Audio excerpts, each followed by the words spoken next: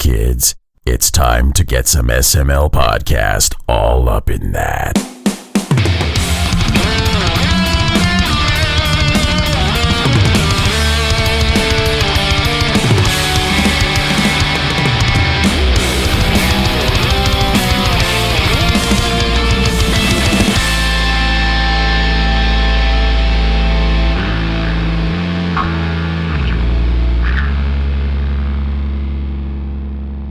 What's up, everybody? This is the SML podcast. I am your host, Joe. Joining as usual, Cole. How are ya? I am hunky-dory. Hunky-dory. Everything is great. I'm doing fine. It's not bad. No, not bad. Right, it's fine. Yeah. It's just sunshine and glitter. Fucking everywhere. Indeed. And background noise, because we have a bunch of guests joining us today. It's the nickname episode, as DarkMika, Surlyna, and Carnage are all here. Hey, what's up? How's everyone doing? I'm not dead. That is always a positive. That's usually Cole's answer. Amazing. But today is a great day for me. Why? So my bathroom is finally finished. Oh, congratulations. All the repairs and stuff to it is done. All the painting's done. All the crap that's been sitting in there. So my stepdad could work on it. It's all gone. It's nice and it's clean and it's pristine and I'm happy.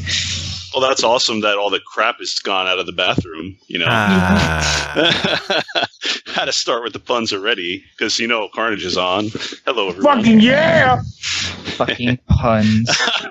Gotta give a quick shout out to No Time for Games with 27-month resub. Holy shit. 27 months. Can you believe the show has been around for 27 months? It's been 7 years. That's my insane. God. You're so old. I am. God. The show's getting old. This is episode 598, which means in 1 week's time, we will be hitting episode number 600. I thought we were already in the 600s, honestly. Then you haven't been paying attention at all. What is this? Does that shock you? How about a teaser for 600? You know the name of the show you're on, Mika. Teaser for 600. What can I play from George? Here's something from George from the beginning. There. I'm not going to ruin any more. It's just noise at the beginning. So, you mean in addition to the background static noise. You'll have to tune in next week to hear the whole thing. It's funny, I promise you. 2.5 minutes of pure stupidity from George, and it is nice. Cole, did you listen to it? Yes, I did. What are your thoughts? It's fucking fantastic. Better than wet pancakes. There is nothing better than wet pancakes. There's nothing better than wet pancakes. For a show, it's really goddamn good. Do you guys not know what tacos are? I mean, they're better than wet pancakes. I'm just saying. That's reminding me of that taco song. It's raining tacos. I was thinking that White People Taco Night by Lou Burger. Oh, yeah. Everybody else is just blank staring, but trust me, it's I have no clue what you're talking about. All I need to tell you is go to YouTube and type in White People Taco Night. And if you don't laugh and you don't feel like attacked because it's you, there's something wrong with you. Yeah, I don't know anything. Anytime anybody says go to YouTube and type in the beginning words white people, I am immediately nervous. No. It's just making fun of like how we go get tacos at the store and make a big deal out of it. Taco Tuesday. Not with all your Goya products. Fuck Goya. I wouldn't. Goya. Yeah, it came out before the Goya thing. But also adobo. Oh my god. I'm gonna miss adobo. I need to learn. No, okay. So there's a brand called Badia. Badia. Their adobo is decent. I know because I have some of it. What the fuck are y'all even talking about? I am so lost. So a Bobo is a character in Double Dragon. No. Yes. Not to get too political, but what had happened was the president of Goya, and for those who do not know, Goya is a fairly famous brand of like Mexican foods. It's basically a staple. Anyways, Never heard of them. The El Presidente Really? of that company. You would recognize it if you saw it. Probably. He was like, yeah, the president's doing a great job and blah, blah, blah. And then people were like, well, Goya's done. Cancel Goya. So, and then, oh my gosh, was this yesterday or today? I can't quite remember. But on Twitter, the fucking president endorsing Goya. Like, which is illegal. My mind is Yeah. It's very illegal. And he knows like, it's illegal. Like Goya beans and shit just sitting on the Resolute desk, and he's doing that dumb double thumbs up with that ugly face of his. That possum eating shit grin. I don't know who in his office thought that was a good idea, because he's already been told that doing that is illegal. Back no one cares. They don't care. Like they know that there's literally nothing that's going to happen to him for it. Yeah. What happens? Get away with The House goes, fuck, that's a problem. You can't do that. And so then they draft another set of impeachment, and everybody will be like, look at them just trying to impeach Trump when there's a pandemic going on. I thought you were worried about people dying. That's what you sound like, by the way, if you're a Trump supporter. But this still doesn't explain what that Bobo or whatever it is. Adobo. It's just like Adobe Photoshop. Adobo means, I think it means pepper in Spanish, but it's just a pepper seasoning. I like adobo sauce, which is what they put smoked chipotle peppers in. So, it's just a seasoning. I'm a poor bitch, so I just go Hamburger Helper or Ortega. That's like all I do. That's white people. I was going to say Taco Bell at this point. Well, I do that a lot too. That is what the whole white people taco night song is about. Is how we go get Ortega shells. And in my house, I would smack a bitch if they do that. But and you could all blame me for talking about food and wet pancakes again. There's no hope with this podcast. We are never we're like, it's games, fuck Trump. But all I heard was, fuck Trump. Yeah, that's the only you part heard the important part. Exactly. There was games in there, I think. There was games in there somewhere, but also fuck Trump. Yeah, that's the important part. I'll leave that to Melina. The Fuck Trump podcast. Melina. You just call her Melina? Yeah, that ain't her name. Oh, what is it? I always call her Melina. It's Melina. I'm just picturing Katana's twin married to Trump, and I can't take it. Oh my god. Well, she's been wearing a mask lately, so pulls it down and it's just jagged teeth and she devours people. Fatality. Off. The sad part. I would rather have a whole army of Mylenas than one Melania. Yeah. There we go. We got that out of we don't have Melina, but we have Surlyna. Yeah, we'll have to take Surlyna.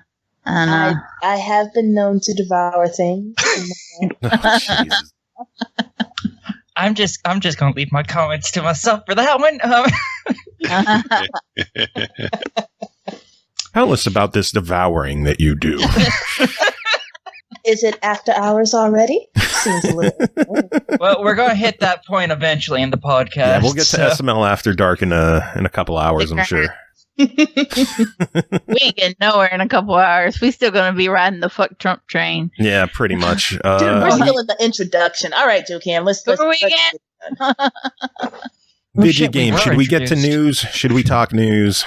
Man, there was a lot of news this past week. There were 2 developer showcases that happened this past week as well. The Devolver Direct. Has everyone seen this? Nope. Mm-hmm. I've heard a few things from it. It should have been a requirement to watch it before you step foot on this show. I did hear that Phil Spencer was on it, right? Yeah, he was. We'll go down everything that happened. They started off with a Shadow Warrior 3 trailer launching 2021 on Steam. No consoles mentioned yet, but I would assume the Series X and PS5 are going to be targeted. Probably. Shuhei Yoshida, head of Sony, joined to introduce Fall Guys Ultimate Knockout, which is coming out August 4th on PS4 and PC. It is a multiplayer obstacle course game. It looks pretty badass, actually. Yeah, I saw that one before. I hope that comes to Xbox. Physics-based, kind of fun platformer kind of game. Yeah.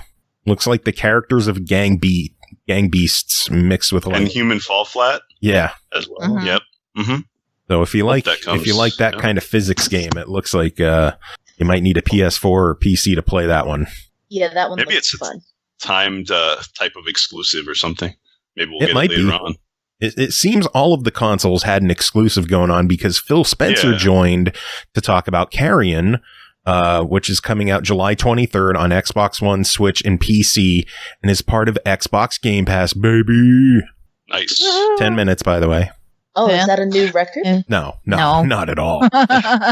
Nowhere near a record. So like we really should have just had George should have just done the intro for 600 and just yelled Game Pass right off the bat. Now you're going to send a message, ain't you? There is still time.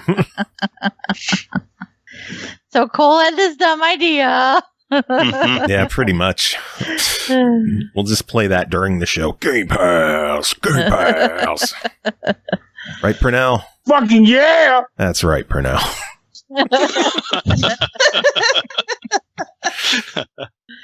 He's always part of the party. Always. Right, Purnell? Even when he's not on. I love having sound clips that no one but me can hear. Yeah, like that new Mark Hoppus one was pretty sick last time. That was awesome. I'm not even going to lie. Come for the streaming. Stay for the hot takes on web pancakes. Yep, just played that. I figured he was just going to play it. So there we go. I set him up to do it. Yep. Moving on, Olesia, a game for the Switch and PC coming in the fall. 2D action-adventure platformer with a spear. Trailer said it was available now, but there's a Steam demo available now. No clue why the slide said that. It was just a fuck-up on the show, I guess. Serious Sam 4 trailer launching in August for PC and fucking Stadia. What? That thing hasn't died yet? No. Not yet. God damn. There were actually a bunch of games announced for Stadia, and I was going to write them down and talk about them, but then I realized it's Stadia, and nobody cares. None of us give a fuck. Nobody. At least you understand your audience and the people at large. Yeah. Wait, what audience? Us, basically. Yeah, the people on the show. Yeah. And then No Time in Root Beer hanging out in chat. Well, from how often they're mentioned in the show, they're effectively part of the show at this point.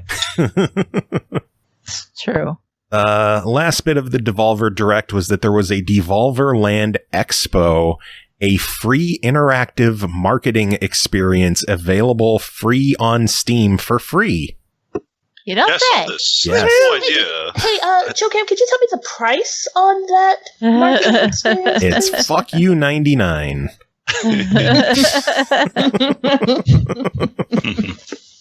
Oh, Cole, you're getting set up. Cool. Root Beer's asking if anyone played Ooblets.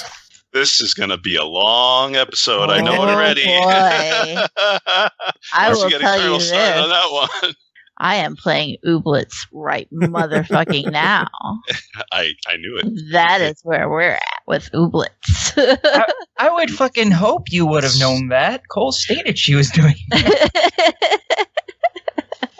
But yeah, that Devolver game looks kind of cool. It's like a first-person game. You walk around and like different marketing stuff. They have videos of their games and interactive things. No inverted controls, which has me pissed. Oh, me You know too. what I did though?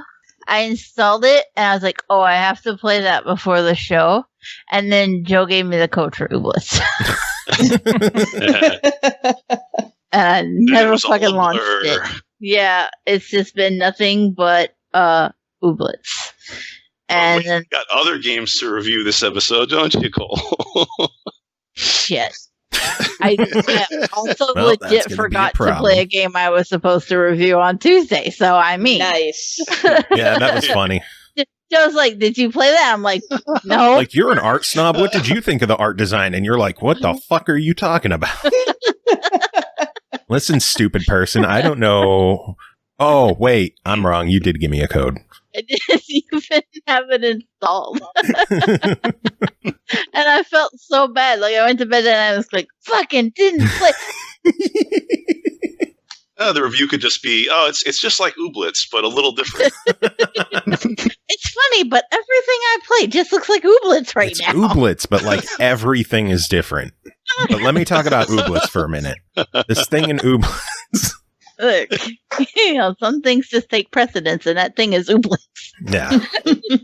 But Devolver has to take precedence right now. That Devolver show, obviously we didn't talk about all the shenanigans that took place during the show because you just need to watch the show.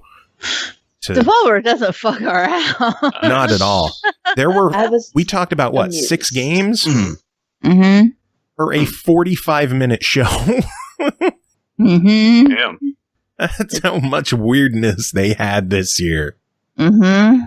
They went all out, and I am excited that Don Thacker is going to be joining us very shortly on the show. Oh, cool. That is going to be a very fun show. Yes, it is. It's going to be amazing. There was also a Ubisoft Forward event, which I thought was absolutely abysmal. Yeah, I missed it, and I didn't hear much anyway about it. So I had it on, and it just didn't catch my attention. And that says a lot because I like Ubisoft games. They didn't announce the new Trials. Fuck it. That's it. I'm not watching. They did have They had a new Trials track, right? Yeah. Yeah, the Giga track. Well, technically new. Now that track is actually in Trials Evolution, the older one on 360. But we'll have to see if this is like a remastered version, or I'm sure it's all well, it's out now, isn't it? Yeah, I haven't actually tried it. Believe it or not, I didn't get time to try that today. What is your problem? How could you? I know not? Trials thing. Are you sick? Are you feeling okay? Right. Exactly. I'm concerned, Scott. I will have to try it after the show. Nice.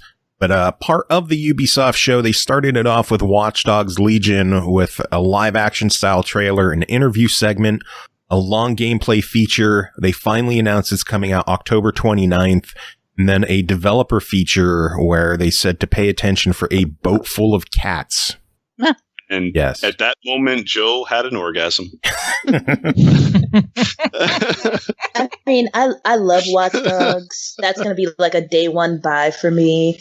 I didn't need them to gussy it up for me, though it was nice to have like a set date on when Legion's coming out. Yeah. I don't know, I've never personally been into the Watch Dogs series. I've always gotten them through the games with gold, and I haven't touched them yet. So I know they're not bad. So good. I know they're not bad games. They're just I didn't get into it. I will say, Watch Dogs 2 is best played, in my opinion, with a friend. Yeah, you can get through it on your own and have a decent experience.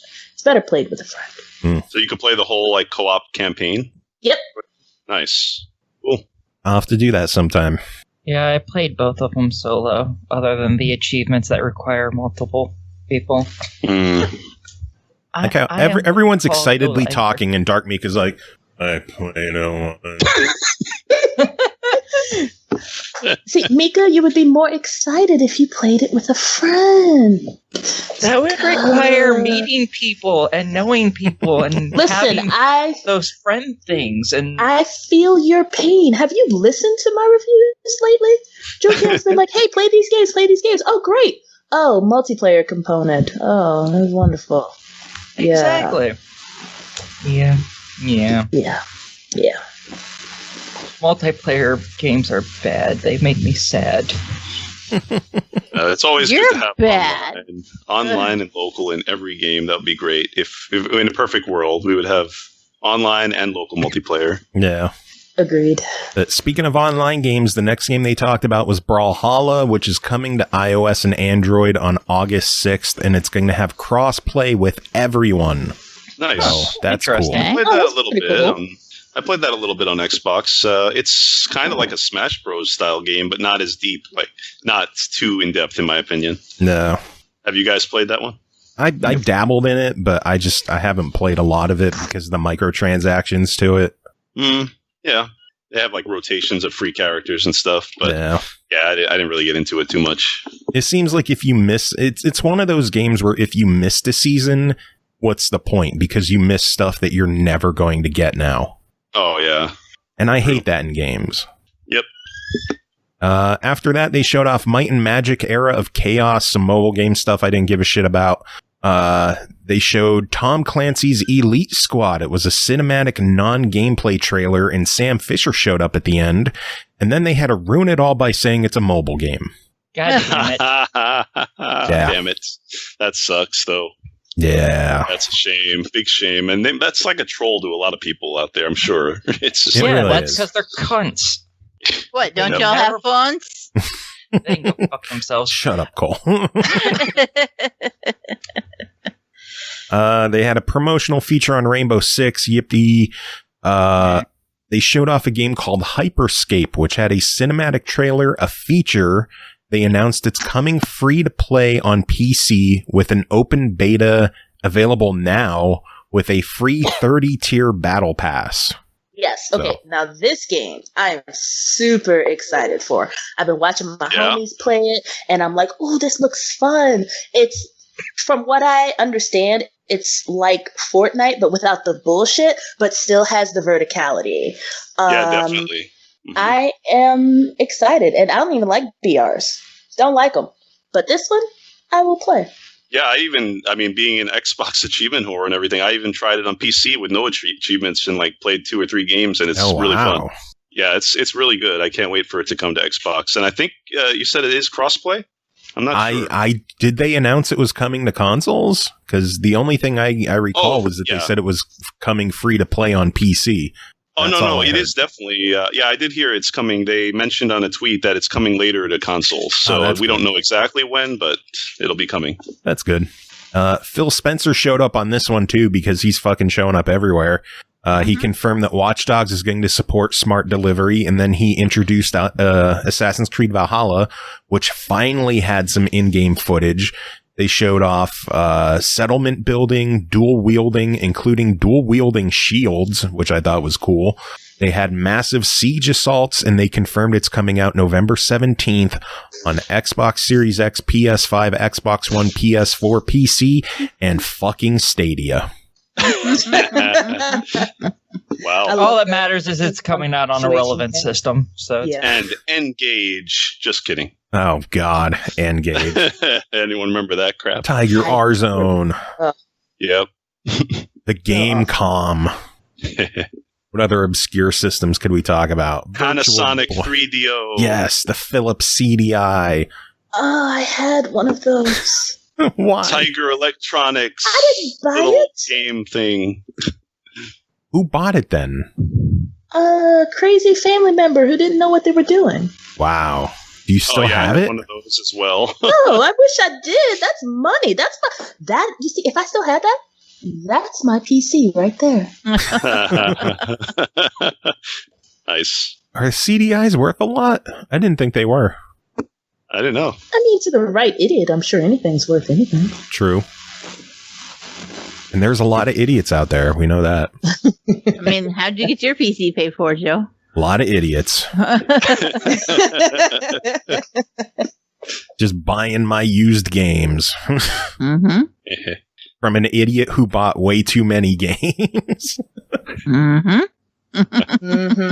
So, yeah, what did you guys think of the Assassin's Creed gameplay? I kind of tuned out when they mentioned settlement building. I don't want that. Yeah, it doesn't really interest me too much. And that's another series that I'm sure some people are going to be like, what? What the hell? You didn't play it? But I didn't play many Assassin's Creed games. I have them on my backlog. So games with gold, there's like so many of them that they put games with gold. So I'll have to get to them sometime. See, as someone who enjoys world building, settlement building, I'm like salivating at that. I'm like, yes, I will build the settlement. I will make it. It will be beautiful. It will be yours. I was looking at the gameplay and I was like, do I have to get through this to get to the settlement building? You know, so I don't know. Yeah. I'm gonna keep my finger on the pulse and we'll see. I'm definitely not gonna buy that one day one though. That shit's not happening. But I got my collector's edition pre-ordered. That's my because of course you do. Well, I have literally pretty much every single Assassin's Creed collector's edition.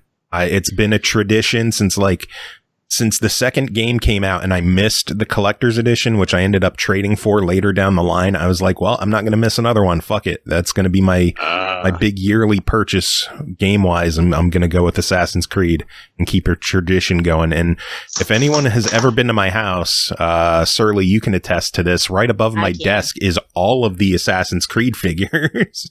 They are there, and they are glorious in their expensiveness. Yes. I don't doubt it because the shelves in your background as well. Yeah. So you can see boxes in the background. Assassin's Creed boxes are sure can. Nice. I think Syndicate is the one we imported from like Greece because it had a clockwork design behind it instead of just the character in America. Nice. Joe Cam. Yes. Tell the people what's in Valhalla's collection edition. Oh God, I don't know. I don't have it pulled up. You should know. Why should I know? Money on it. You didn't already spend the money. There's a badass statue in there. There's a steel book. There's a game. That's what I care about. The level of disappointment. Continue. I know, right? Why? Like, what else should I care about? I don't care about, like, ooh, there's a cloth map or a lithograph. Like, that doesn't do anything for me. If Victor X subscribing for his 4th month. We got to give a shout out to Victor X. Pat, thank you so much. Purnell. Fucking yeah! That is right. George, let's hear you too. Wet pancakes! I'm just amusing myself over here.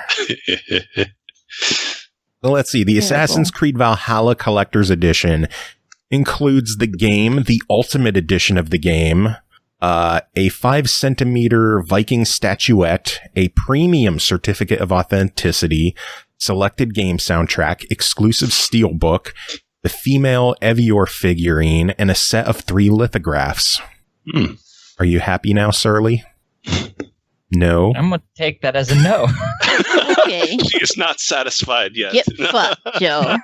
She's gone quiet. I think. I'm very sorry. I had a mini emergency to deal with. What am I unhappy with? He was reading you the contents of the Valhalla edition. 100% unhappy. Just do not like at all. Ubisoft ended their event with one more trailer. It was a cinematic trailer for Far Cry 6, which is coming out February 18th. Another I still haven't game. Surprise! It got spoiled though. It did. So everybody was like, "Well." Yeah, it leaked on I think Hong Kong PlayStation Network. The store page leaked. Oh yeah, I heard about that, and then they eventually just tweeted after that to say, "Oh yeah, we're announcing it now." Yeah. And then notably absent once again is Beyond Good and Evil 2 as well as Skull and Bones. I don't think they're ever happening. I don't think so either, especially G and E. It makes no sense for it not to happen. It makes no sense. But they refuse to do it. Good game though, classic Beyond Good and Evil. I remember that. Yeah, absolutely. But they're just like, no, we're actually not going to give the people what they want. Yeah, or we're not going to let people who weren't even alive when this game came out, we're not going to let them experience that. Right? No, I know, for right? what? What the hell?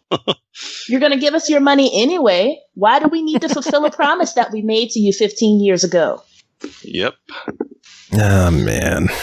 We're never going to get that game. I still remember that they had, there was this article like 5 years ago, one of the tops from Ubi, they were like, oh yeah, people are buying the game and whatever, and hey, we appreciate it, but it's a little too late. I'm like, it's not too late.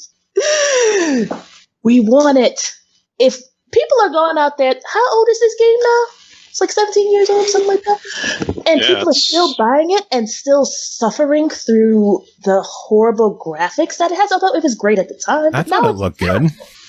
But, I mean, it's not up to snuff now, but people are still going through it because it's such a great experience. And it's like it's like missing a layup. I don't understand it. I don't understand their thinking on this. And I mean, I'm just going to be quiet now because I'm going to start bringing up games that I want remastered and I want continuations of, and they're not going to do it. But I'm just going to bring up one more, and that's the cell shaded version of Prince of Persia. I fucking loved every second of that game. Isn't that playable on Xbox One? Maybe. I'm not sure. There's so many of them on there. And I fell in love with it, and the story was great, and they had one DLC, and they left it on a cliffhanger, and they're like, hey, you guys love this? Well, fuck you. Fuck y'all. And I'm like, but why? Yeah. Especially after the original Prince of Persia, which fell off the fucking map for me after the second one. And it's like, okay, we're gonna do some things, we're gonna make it look pretty, new people, compelling people that you actually like. Anyways, I'm sorry. That was me. I'll go quiet again. What games does everyone else want remastered? Because personally, I would love to see Def Jam Fight for New York come back. Oh, yeah. I never played that, but I heard good things about it. You know. I was thinking... Go ahead. I'd like the original .hack games. Yes, Mika! And the Xenosaga trilogy. And I want it to be expanded to all 7, because there originally was supposed to be 7 games. And then they turned it into a fucking trilogy, and that still makes me sad. Yeah, I don't think they're going to expand it to 7 games. Yeah, never. No. Oh, Mika, the original .hack games, I had all 4 of them. I still have all 4 of them. Nice. They're worth money, you know. Anyways. Yeah, $180. Oh, I love those games. Yeah, I have the GU series as well. Enough for a third computer. Actually, if I sold those, I probably could get a decent computer if I sold all 7 of those discs. Well, let me tell you about this website called Mercari. I'm never selling those. I love those games. I actually had my first transaction go awry on Mercari. I sold my Legend of Zelda Collector's Edition strategy guide set that's like 30 fucking pounds. And this person got it. It was like heavily bubble wrapped, so it was protected very well. And they decided that they changed their mind. Damn. So they initiated a return. It's coming back to me. I don't know if I'm going to get a negative on this transaction. I don't know what's going on, but this person is on my shit list. I bet you some of the books are going to be gone. Oh, if anything's missing, I'm filing a dispute. Damn straight. If anything at all is missing, because then I can't resell it. Sons of bitches. Oh, yeah. Game Pass. A lot of Game Pass news this week. Hell yeah. Is that good or bad? Pretty good stuff, in my opinion. Pretty good. It is, Mika. It is mostly good news. There are 3 games that are leaving Game Pass, so we'll talk about those first. The Banner Saga 3 is leaving PC and console. Rime is leaving PC and console. And then this one's a hard hitter. Ash's Cricket is leaving console. No, not Cricket. Yeah. Everyone loves Cricket. I know it's, so I have a it's funny story about Cricket, actually. Oh, God. I mean, I'm not going to tell it. It will be lost on all of you. But, yeah. All I did was load up that one time and didn't know what I was doing and got a Game Pass quest done. But that's all I know about Cricket. Of course you did it for a Game Pass quest. Right? But there's a lot of new additions coming to Game Pass. July 16th this week, we are getting Forager on console and PC, as well as Mountain Blade Warband on console. Next week, on July 23rd, we're getting Carrion on both console and PC, as well as Golf with Your Friends on PC. July 28th, we're getting Grounded on both console and PC, and it's going to be a game preview game. And then on the 30th, we're getting Nowhere Prophet on both, The Tourist on both, and Yakuza Kiwami on both. And if you noticed, everything but Mountain Blade Warband is launch direct to Game Pass. Yeah, that's pretty awesome.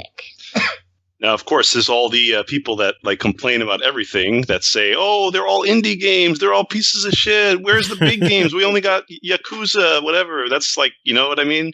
Some of those people, though, they're always so narrow-minded. So yeah, people are dumb. Yeah. Yep. People and this is their dumb. chance. They have Game Pass. They have access to all these games. Yet some people just want to hate.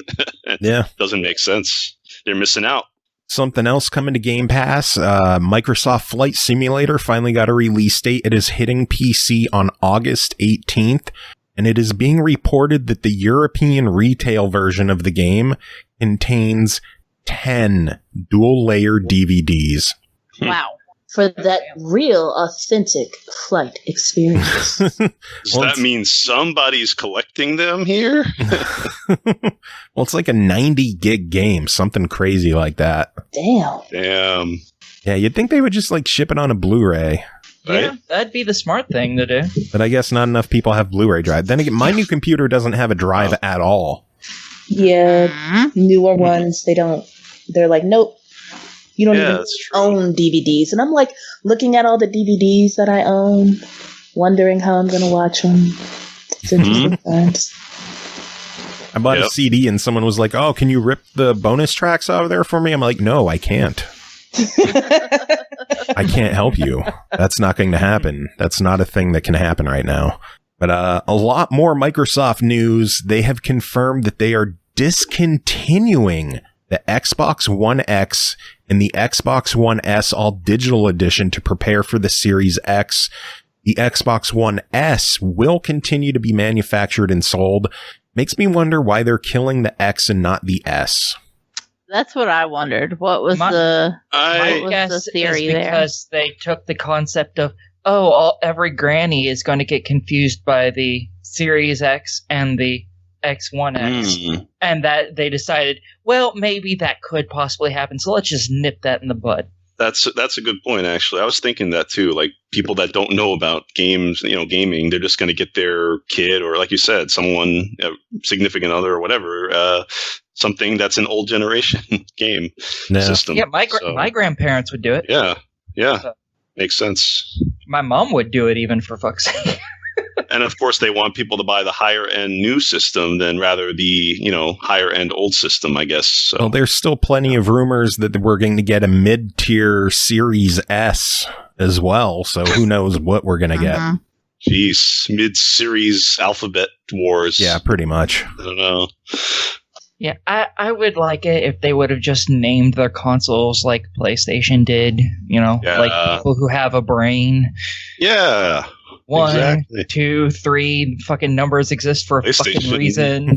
Knows how well, to count. to be fair, the new Xbox is just Xbox, and Series X is just like a modifier that for branding and marketing. And what was the very first Xbox called? Yeah, we know. Xbox. Yeah. I mean, like, you're not going to go to Walmart and be like, I want an Xbox, and expect them to hand you one from the originals. This is true.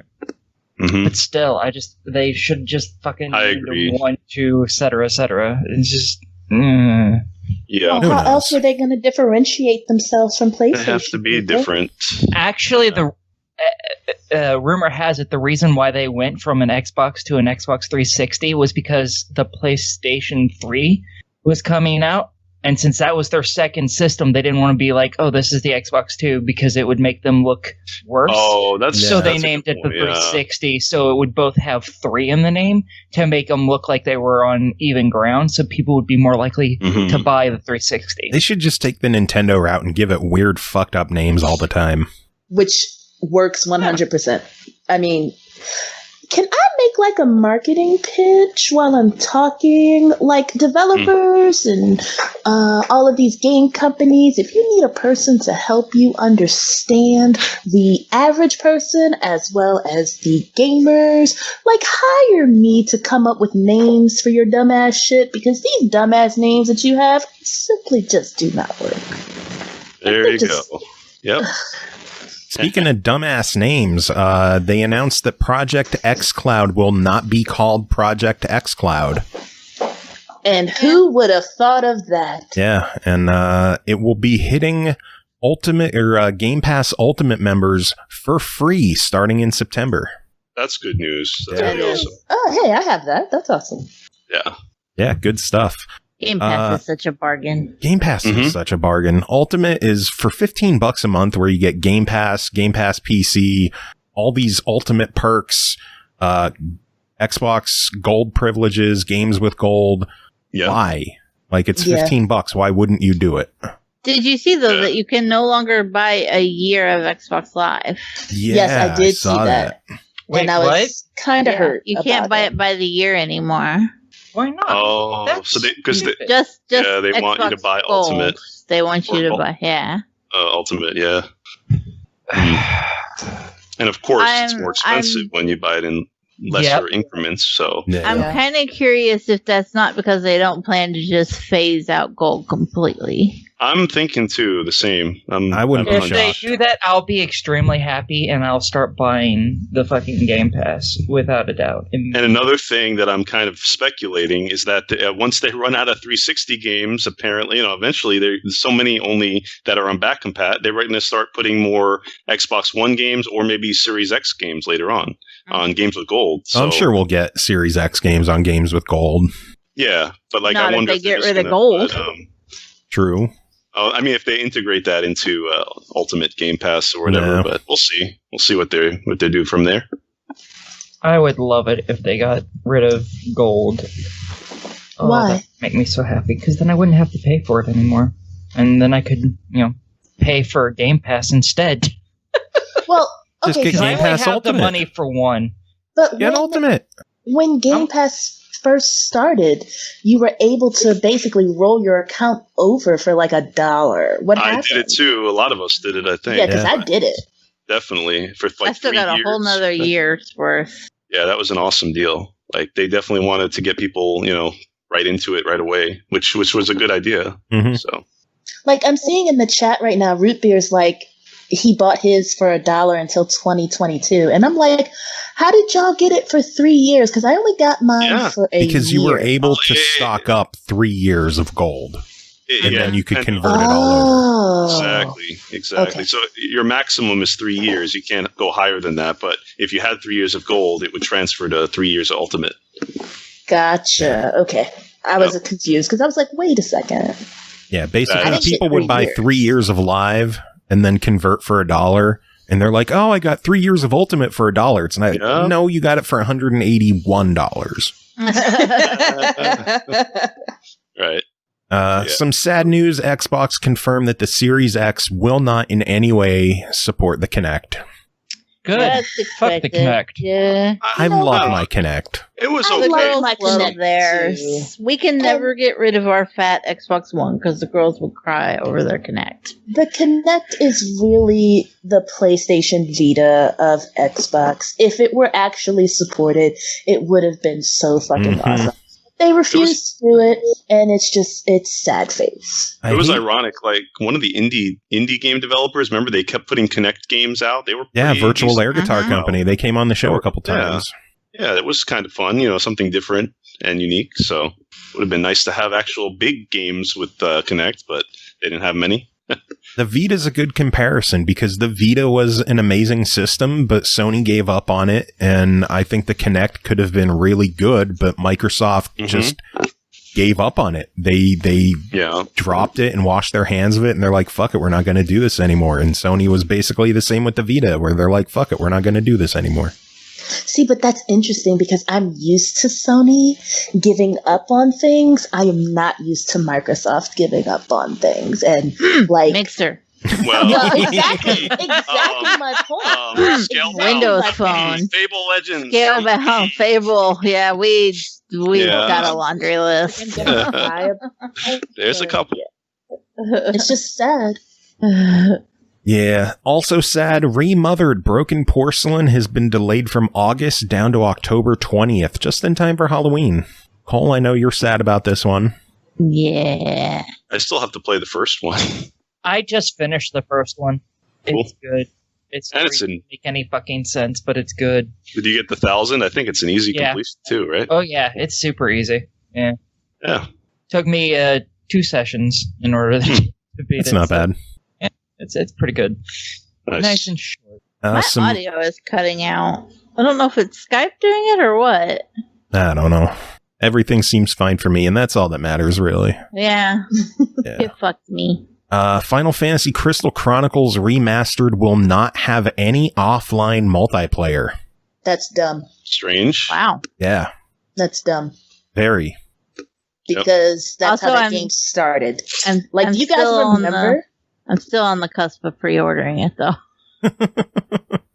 I'm right there, like, I mean, you have a Switch now, so you can. I do, but I really fucking hate playing the Switch. I can't put my finger on why or what it is. It's just me and the Switch. You need a Pro controller. Maybe. You need Crystal a normal Chronicles Pro could controller. Turn it around. Maybe. That could be the one. Final bit of news that I have is that tinyBuild announced that they have acquired the development team behind Hello Neighbor from Dynamic Pixels. The new team will be called Eerie Ghost Studios. I'm down for that. They're really into digging Hello Neighbor into the ground. Yeah, I heard they're up to like I think it's on, I don't know if it's on Steam or they're talking about it. I heard something about Hello Guest. Have you heard about that one? I've heard about a TV show and just they're really throwing their weight into the Hello Neighbor do they do cinematic universe. Kids are buying that shit up. It's popular on streaming, so that's true. Am I the only one who actually likes Hello Neighbor here? Oh, I don't hate it. I've never played it. It's just not my kind of game. And it was my kind of game, but I just couldn't get into it. It didn't do it for me. I can't put my finger on. Again, can't put my finger on why, but it just. One of them is on Game Pass, if not the other ones. I know the multiplayer one's on Game Pass. That one I actually enjoyed. Completed it too. It was kind of fun. Secret Neighbor. That one. Yes. Yeah. Yeah. I don't know. I'm excited for this partner. Well, I don't know if I should call it a partnership since they were acquired, but I have hopes for it. I probably shouldn't have hopes because Lord knows nothing will come of it for another 3 to 5 years, but I still have hopes. No. Yeah, I mean, I have faith in tinyBuild. They put out a lot of good games and they know what they're doing. So hopefully. Yeah, I trust in tinyBuild. They know what they're doing. Mm-hmm. But yeah, that's the news I have. Any news anyone else want to talk about, or should we jump into the reviews because we've got a bunch of them? Can I mention something? Sure. Yep. Okay. So we were talking about Ubi earlier, right? And as y'all know, I am on the Twitters very, very much. And they made a Twitter post about women in gaming. And it was like a panel of 32 white males, which is like really, really funny.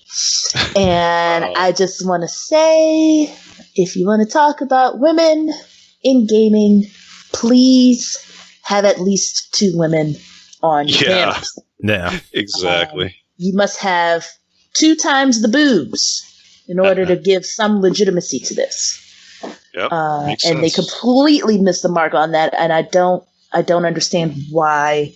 Certainly they could have gathered 2 receptionists. I mean, I just don't. Yeah, I heard a similar thing, unfortunately, from another podcast or video or something a while back, where it was like a thing about talking about, like black equality and stuff, and they hadn't like hardly any black people on the show. It was like, how are you going to get your point across? It doesn't make sense. I can just imagine a whole bunch of sexist assholes being like, get one of them broads with the titties in here to talk about her opinion. Yeah. And you know what? Even if they had done that, I would have eaten it up. I'd have been like, oh, look, a girl who actually works there. Yes, right? Okay. She knows. But again, it can't be 1. It's got to be at least 2. Mm-hmm. Just got to pass the Bechdel test. Makes sense. Yeah. Well, it only passes the Bechdel test if they don't talk about any other dude, which would not happen. Yep. They can't talk about, you have to have 2 women, and they can't talk about a man. 2 named women. Yes. Named women. Yes. And they can't. Woman number 1 and woman number 2. Yeah. It's pretty specific little test. Yeah. And like 95% of media fails it. Yeah. Probably even higher than that. Yeah, I just thought that was interesting this week. You see that a lot though. Like I see it and I'm just going, yeah, that seems about legit. It's pretty much what I expect. Which is sad and awful. I think the fact that we even need women in gaming initiatives is problematic. Like, we let it get so fucking bad that we have to do a whole fucking initiative for the obvious. Now, see, I wonder about that. Did we let it get bad? We didn't. When I say we, I mean the gaming community as a whole. This is our fault directly. This is entirely the fault of the SML podcast. I take full responsibility. I just want to specify, I was not a part of the committee that made this decision. But I mean, we've talked about it before, being how, when it boiled down to rebranding the Nintendo, was it going to go in the boys section or the girls section? Mm-hmm. And they chose boys. And so that's been a decision that has permeated the community as a whole. Yeah. And it's been so ingrained into what gaming is. We have a whole generation of girls who thought they just shouldn't even touch a controller. Mm-hmm. And let alone be in a place of employment. Like, it works the other way around too. Like, I would be frowned upon growing up if I said I liked My Little Pony. Yeah, it does. Yeah, it does. I mean, maybe like my dad had a horse. I just wanted a horse doll. The thing with that is that's because men are taught that girls' things are bad. That there's a negative to feminine traits. Yeah, you see how that works out? Yes. Right. So it's not like boys can't do this. It's boys shouldn't do girl things because girl things bad for boys. No. And it's a little more nuanced than just you have a vagina and you can't do that. Yeah. I mean, it's still problematic. But that's the thing, like when Surlyna and I talk about feminist issues and we say, this is a problem in the gaming community, we're not saying men don't suffer from similar issues. What we're saying is the way that women are treated also affects and limits men as well. Oh my gosh, 100% Cole. Mm-hmm. People do not realize that not having diversity, like actual true diversity, hurts everyone. No. It hurts everyone. Like, there should be no fucking problem with a little boy picking up a My Little Pony. Fuck it. If I'd had a son, he'd have been drowning in Care Bears. I don't give a fuck, Care Bears stare, Cole. Yeah, buddy. I love Care Bears growing up. And you should. And that's fine. Yeah. But society works against that. Mm-hmm. And that's the whole, when we talk about, feminism in gaming, that's where we're standing. We're like, this is bad for everybody. Like, there are dudes who would give really shitty monologues if you sat up and said, Joe, I love Ooblets, it's my favorite game, right? Because it's already been marketed and like, it's just very much got that tone that it's geared for girls. Really? I don't see it that way. Yeah. I thought it was like more for kids and family, like that type of game. But I didn't see Ooblets geared as a girls game at all. I just saw it geared as a family game. Yeah, I was thinking more family. They're not like particularly marketing it that way. But take a look at who's playing it, who's streaming it. How many male accounts have you seen them retweet saying they're playing it? Yeah, but that's the ones they out of every 10 or so. But I mean, you can even just scroll through Twitter or through Twitch. You're going to see more females playing it than men. And that's because it's got that syrupy, saccharine, goofy appearance to it that men are going to be like, I can't be seen playing that. I'm going to go play Call of Duty, I mean, I don't know. How about Animal Crossing? Don't a lot of guys play that? And that's geared towards both, right? I would say. I think Animal Crossing probably does a little better a job of like smoothing the quality lines between. Because it seems like the same, kind of, right? And it it has definitely like managed to blur that with Animal Crossing. But again, like I said, Ooblets has more of that saccharine. The combat if you're going to talk about Ooblets, should I just do the intro? Should we get into these reviews? I just wanted to Great talk about it. segue, Joe, as usual. Okay, one more thing. I just want to say that right now the podcast is doing its part with equality and diversity because there's more vaginas on here than there are penises right now. So, boom. They're beating us, Joe. Yeah. I mean, if you back up, I mean, we're doing really well on the equality front, and yeah.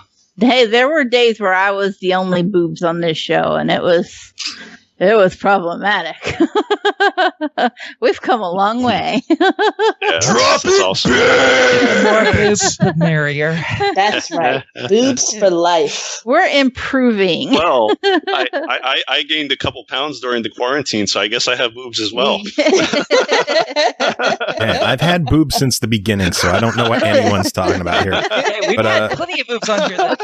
Okay, then let's scale it down. There used to be more penises than vaginas. That's better. That makes more sense. This show used to be a total motherfucking sausage fest. That's how the show started. It was three guys talking about video games. Exactly. But don't you appreciate that you get some different perspectives now that you have a more diverse crew to bounce? You made the show longer, but saying with the negative. Yeah, I mean, before there were just so many dicks, right?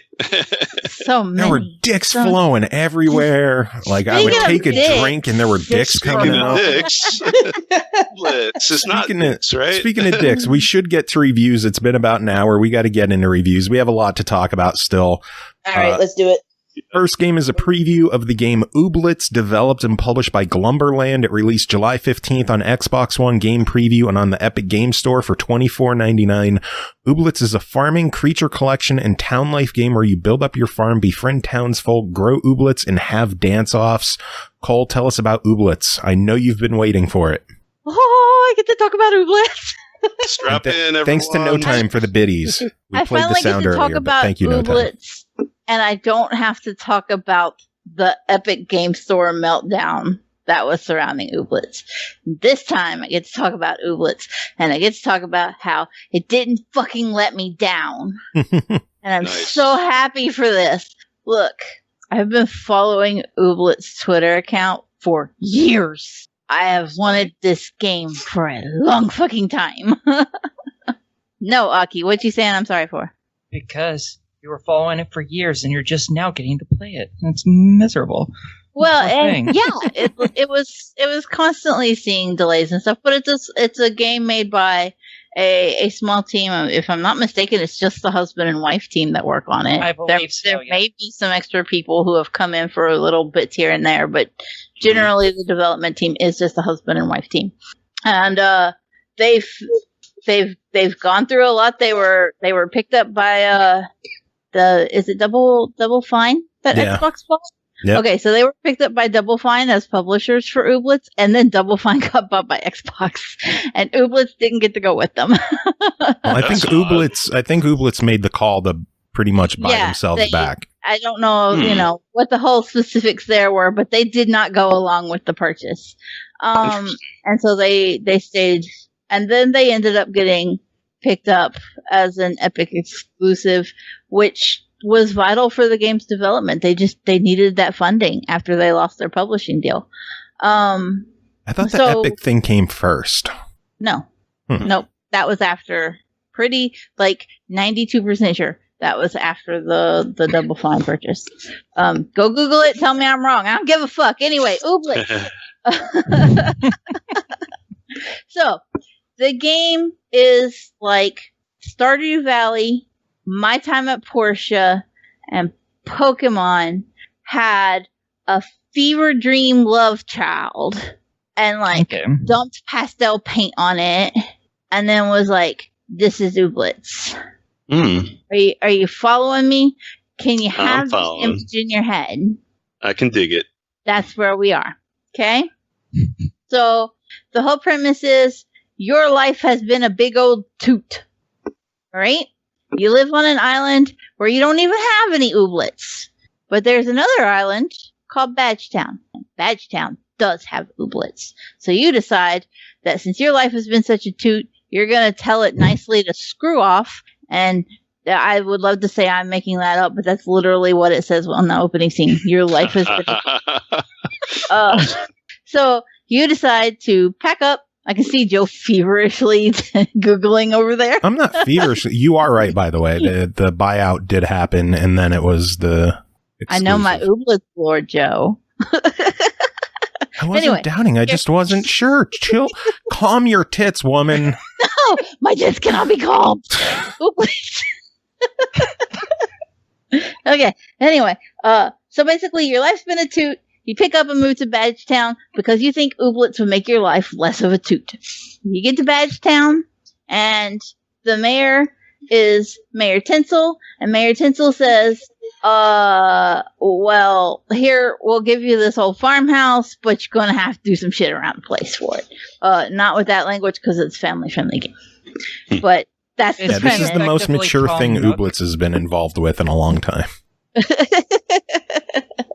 And so the whole, it's very Animal Crossing in that regard. Or not Animal Crossing.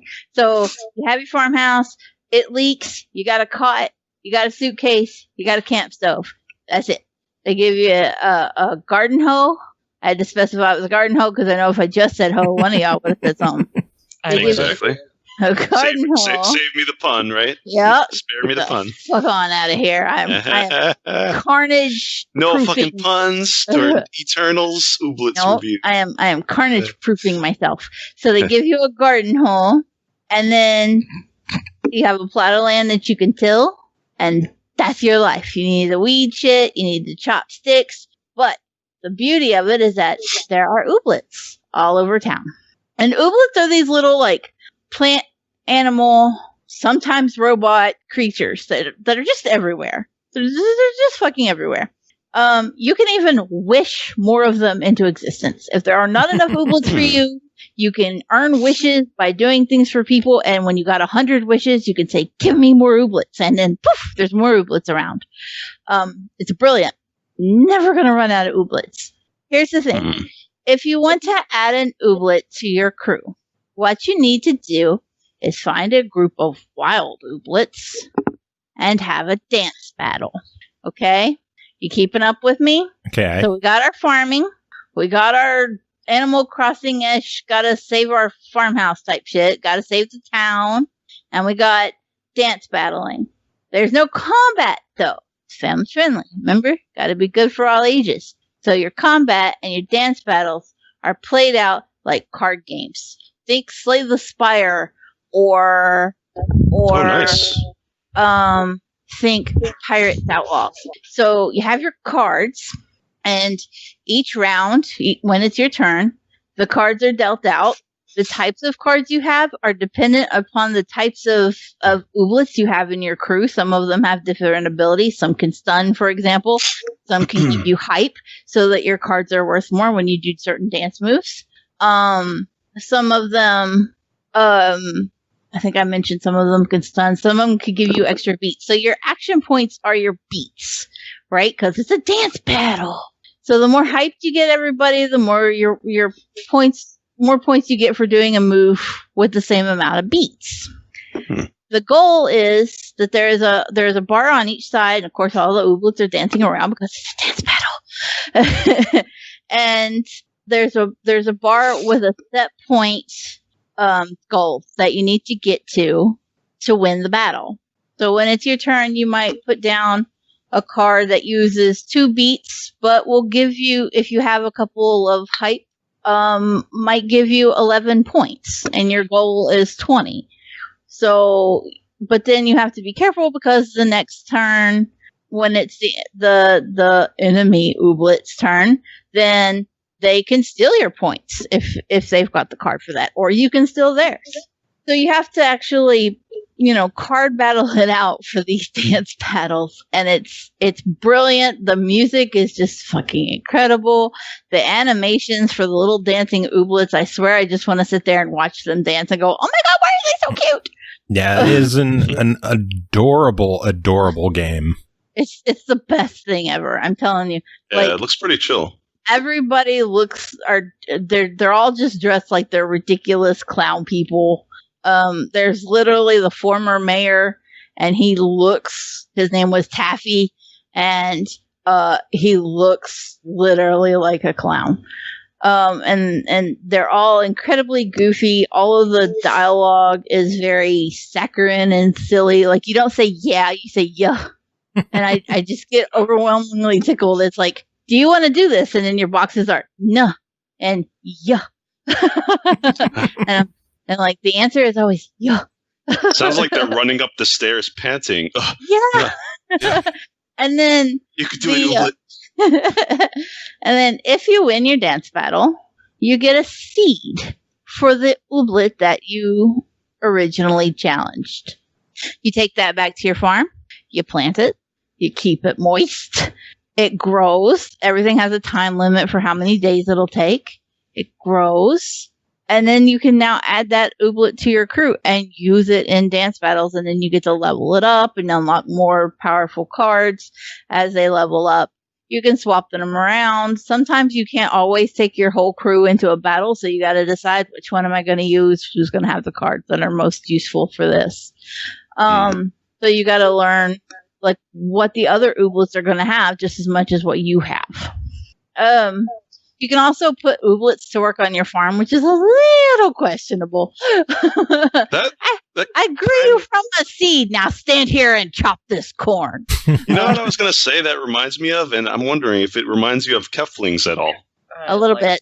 Yeah. Yeah, that was a fun, chill game. It reminds me of that a little bit just from seeing those creatures. But every time I do it, I feel bad. And then like I release them from whatever they're working on as soon as they're done. Because I'm like, go follow me around and have dance battles. I just feel guilty leaving one stuck there grinding corn all day.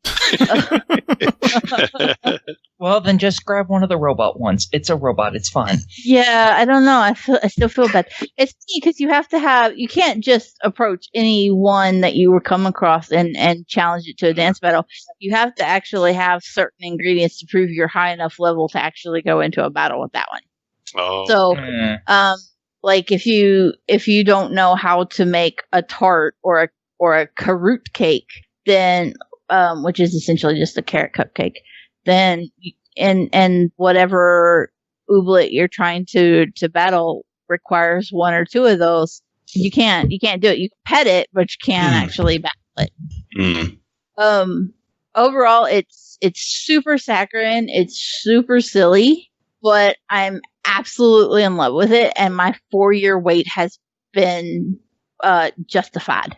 Nice. It's in game preview mode, so there are still some bugs. I was actually streaming it last night. I streamed it for like 2 or 3 hours. I took a break in the middle to play some Warzone, and then I was like, okay, that's over with, back to Ooblets. Dude, that's when you know Eternal loves the game, because there's no achievements yet. It's game preview, and she's still playing it for fucking hours. There are no achievements yet, but I was 100% ready to just break my neck to get back into it. Nice. I did have an issue. Like I said, you do have to go around and like collect items and stuff so that you can unlock different buildings and gain access to them, or you can even repair a hot air balloon and travel to different worlds where there are different ooblets at. But the one thing that I had an issue with was the dance barn. And when I was streaming it last night, I went into the dance barn and I signed up for a dance tournament, and then everything turned blue and I could hear the music, but I could see nothing. And nothing happened. But I turned it off when I launched it again this morning. It launched fine. I was standing in the barn. I hadn't lost anything. There was no punishment or anything for what had happened. It was just like, well, that sucked. Let's go. Like nothing happened. That does suck. And it was punishment because it was blue blitz. Hanging up the call now. Exactly. Okay, see you later, guys. No.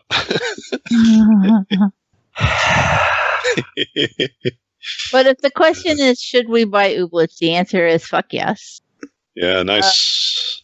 Absolutely. I like how you saw me face palmed so hard from Scott that you didn't even wait for me to ask you. He's like, he's busy right now. I was like, he needs to recover. I need my recovery time. Why do we allow him on the show again? I will say, when I was streaming it last night, there was somebody that was hanging out with me and watching it, and I was having such a good time with it that they turned around and bought it. And when I got up to go get a drink, and I come back and my Xbox was idling, and I could see that they were playing the game at the same time. I was like, yes. Sweet. Spread my out of the sale. Spread.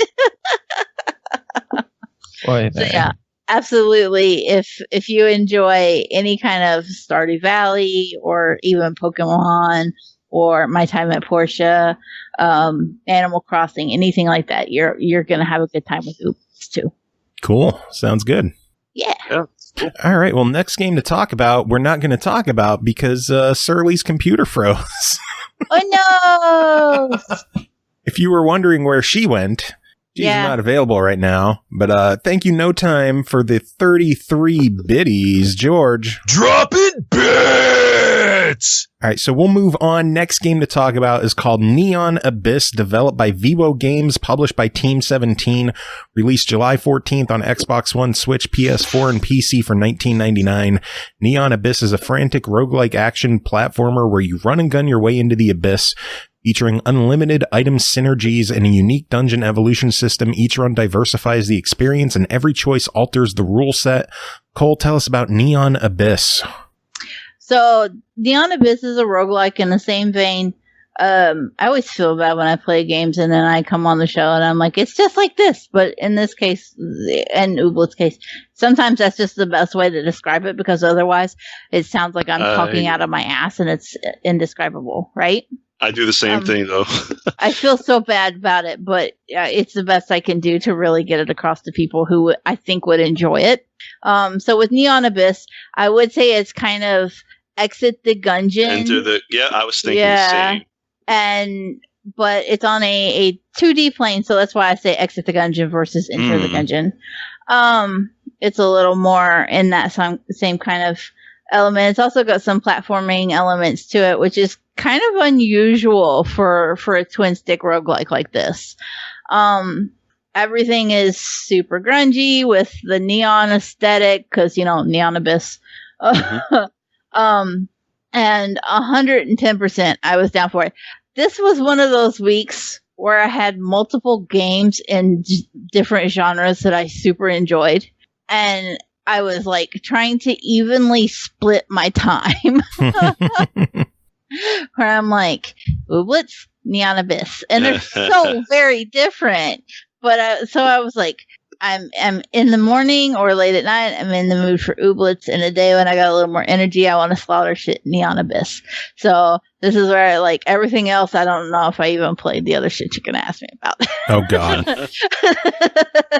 Yeah, I played some of this Neon Abyss as well, and it seems pretty fun. Obviously, twin sticks, so I was all up for it as well. Yeah. And definitely, like you said, vibes from... I haven't played Exit the Gungeon, but yeah, Enter the Gungeon, just like on a 2D platform. Exit the Gungeon has that more verticality effect to it. I would say, like, Exit the Gungeon, like, scrolls a lot and really pushes a more fast-paced gameplay. Whereas, despite that verticality, Neon Abyss still gives you more control over the speed of the gameplay. I prefer it, honestly, because I don't feel like I'm being, like, constrained to play the game in such a certain way. Neon Abyss is more like, good luck. I see, and get through it however you want. And it has an easy difficulty, and I can never be mad at that. Yeah. Oh yeah, I only tried on easy, and I was even having trouble, believe it or not, at some parts. Yeah, even on easy, challenging. It's still going to be tough. I think though it's rewarding as it is, even though it is so tough. At least on my first run, I made it to level 5. That's better than me. You kicked my ass. Because at least like on Gungeon, you aren't getting that far on the first run. Yeah, the other thing that's cool is they give you permanent progression right away too. Like right after you die, you don't just lose everything. You actually can like upgrade stuff, right? There's actually 2 benefits to that because in addition to the permanent progression, when you unlock a new permanent item that can show up in the game, it gives you a free trial run. I saw that. So you can unlock it and then immediately take it back out and try that item that you just purchased. That's cool. I like that because too many games you'll unlock a bunch of cool shit and you'll never run across it in game. Mm-hmm. Or you run across it and then die right before it and fuck, I gotta start over. Another area that I really appreciate in Neon Abyss over a lot of other roguelike twin sticks like this is that the items, there's shit tons of them, okay? And it's really easy to get overwhelmed in like Binding of Isaac and Gungeon and be like, I don't even know what the fuck that item does when I pick it up. Neon Abyss is like, I wish it told you before you picked it up, but once you pick it up, it does tell you what it is. And then at any point, you can press start and go back over and look and see what the item is and what it does and how it's going to affect you. Yeah. That's a big improvement, and I wish more of these games did that because it can be incredibly difficult. There is a wiki out there with like all the items, but it only has the items that the game originally launched with on Steam. And so it's missing some of the items that are on the Xbox version. Like I never did find out what the fuck the magic beans do. They make you toot. Probably, but I never found out because I didn't pick them because I couldn't find them on the list and didn't know what they did. They may have been a fantastic item, but who the fuck knows? So I do wish. I get why they don't. They want you to make the decision on the fly. Experiment a little bit, maybe die a little bit. when you're just starting the game and you haven't picked up items, even if you could just like turn it on in the menu and then turn it back off later when you know what shit is and don't need it popping up on the screen all the time, given that option would be really helpful. But that would be something I would complain about with all games in this genre. That's true, and not just Neon Abyss. So, I mean, I don't in any way want to hold that against them. It's just an idea that, hey, if you're listening, maybe think about it. I agree with that too. But they do, for what is there, it is a little more helpful than a lot of others in the genre as far as telling you what you've got and where it's going.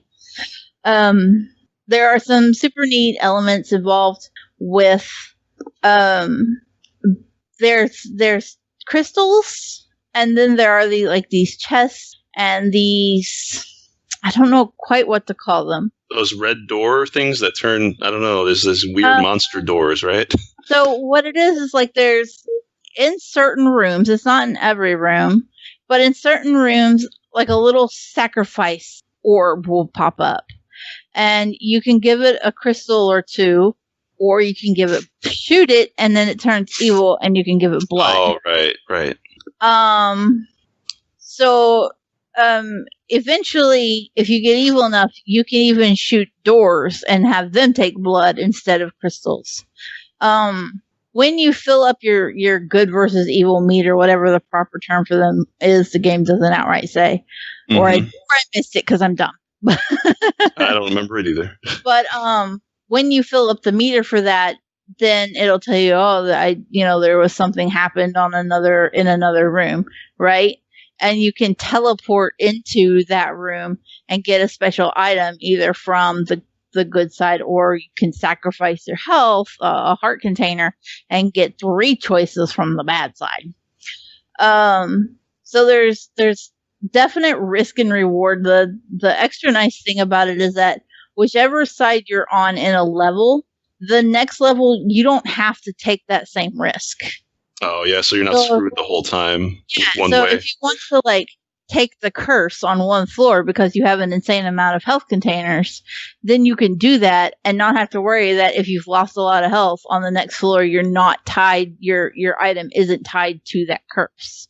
You're back to equal footing, and you can decide whether you want to be a shithead or not. Yep.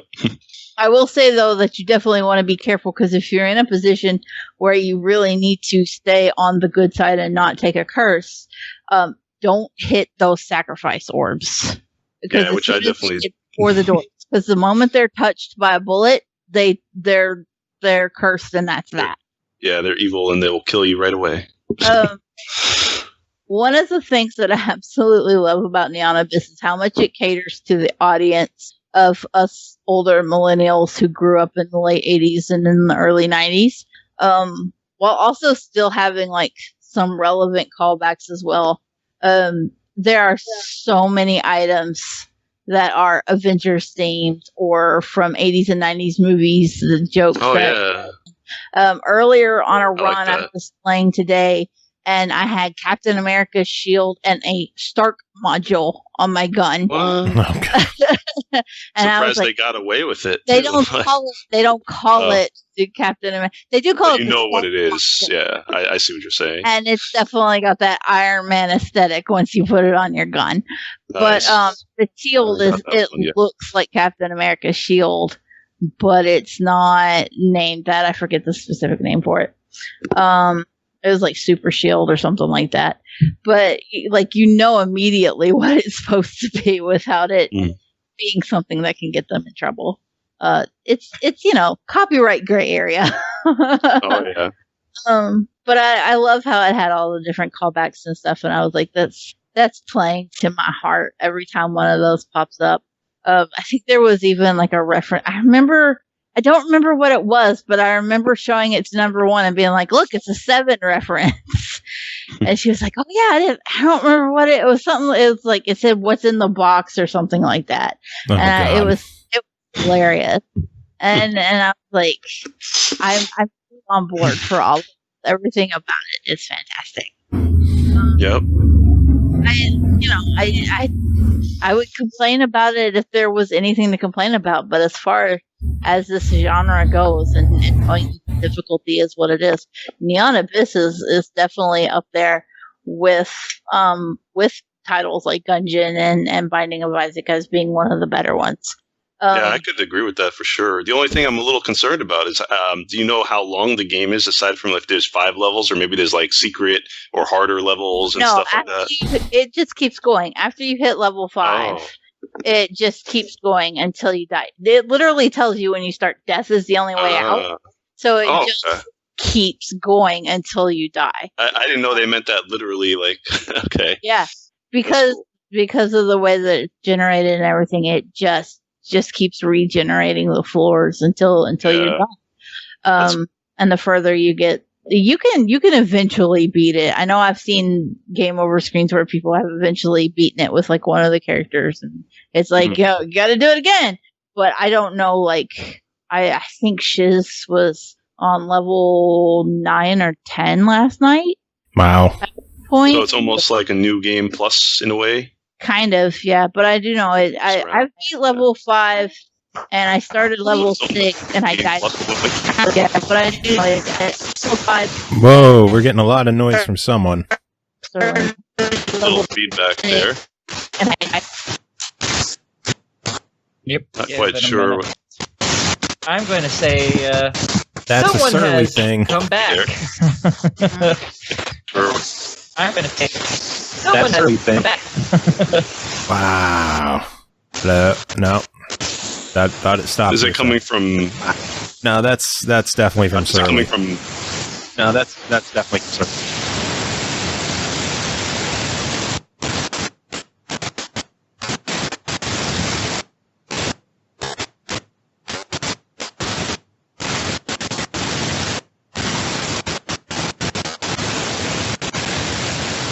Don't even have my mic on. Yeah, your shit's all fucked up. My mic on. Yeah, your shit's fucked up. And I'm hearing myself. Wonderful. Yeah, that's strange. I wonder if it's not actually her. If, like, she leaves the call and sees if it's something else. She left. It was her. Okay. Well. All right. I don't know if I should go on to the next review or if I should wait for her. Well, we can wait and see if she said her other laptop was just taking forever, so it will get there eventually. Probably. I hope. Maybe. Yeah, we'll see. She's saying to wait, so maybe I'll just have to do a lot of editing this episode. You. Or you can just not edit it and leave this in so people can laugh at us. Or you can just have Eternal talk about Ooblets for the rest of the show. Ooblet! Excuse me. Oh, Lord. That's how excited I got over Ooblets. I gasped and gave myself a Yes. Good job. All right, fuck it. We're going to move on. Next game to talk about is called Neversong, developed and published by Serenity Forge, released July 16th on Xbox One, Switch, and PS4 for $14.99. Upon waking from a coma, Pete's girlfriend is nowhere to be found. Investigate the screams coming from the heart of the Neverwood, the increasingly bizarre behavior of the zombie grown-ups, and the strange truth about Pete's past in this hauntingly dreamlike fable. Cole, tell us about Neversong. So you kind of covered most of it in the little snippet there, because anything else I say is going to be like spoiler territory. Neversong is a surreal pancakes kind of horror platformer. A lot of horror, actually. The more I think about it, it's definitely a little scarier. Not fear P level scary, but like, ooh, that's uncomfortable scary, you know? Where you are playing as a child, and Pete and Ren are best friends, and Pete sees Ren's kidnapping. And upon this kidnapping, Pete goes into a coma. When Pete comes out of the coma, he's determined to save Ren. And find out what has actually happened to her. And the problem is that following Ren's kidnapping, all of the adults in the town have also gone crazy. So, in order to actually uncover what happened during your coma and find Ren and save her, you're going to have to solve some really weird puzzles. And the more you play the game, the wilder and more surreal and gross and just weird it gets, in like the most delightful of ways. Because it is a story surrounding kids. Yeah. So like it's kind of, it's Little Misfortune variety of uncomfortable and weird and surreal and horror. Not necessarily like, oh, there's guts and gore, but there's one point where one of the boys has a condition where he just swells up, and you have to go find his mother's sewing needle and pop him because he's blocking your path to the sewers. And so you go and you find his mother's sewing needle and you pop him, and then you and him both fall down into the sewers. And so then he gets anxious and he puffs back up again. So you're trying to find an adult that is hiding in the sewers that has turned into a monster. And one of the other kids tells you, don't know why, but it reacts to sand. So you roll the swelled up fat kid through sand and pus to use him as bait to get the monster to come out so you can fight it with a baseball bat. Okay. Weird, but fucking unique. Like, when you're in it, it all makes sense, you know?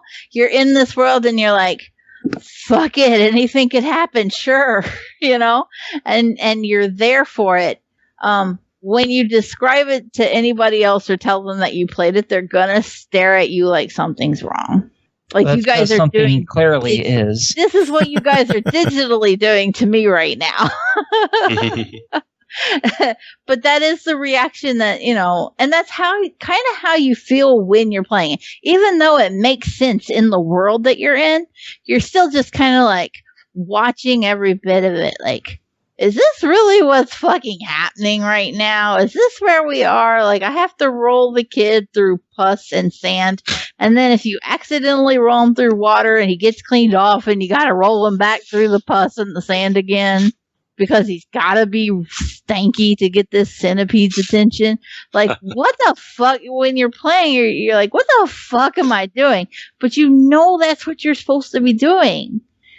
It's very weird, and like I said, it's very, very similar feeling to playing Little Misfortune. If you've played that, you already like, yeah, we put kids in games in some weird shit, and Neversong does not disappoint in that regard.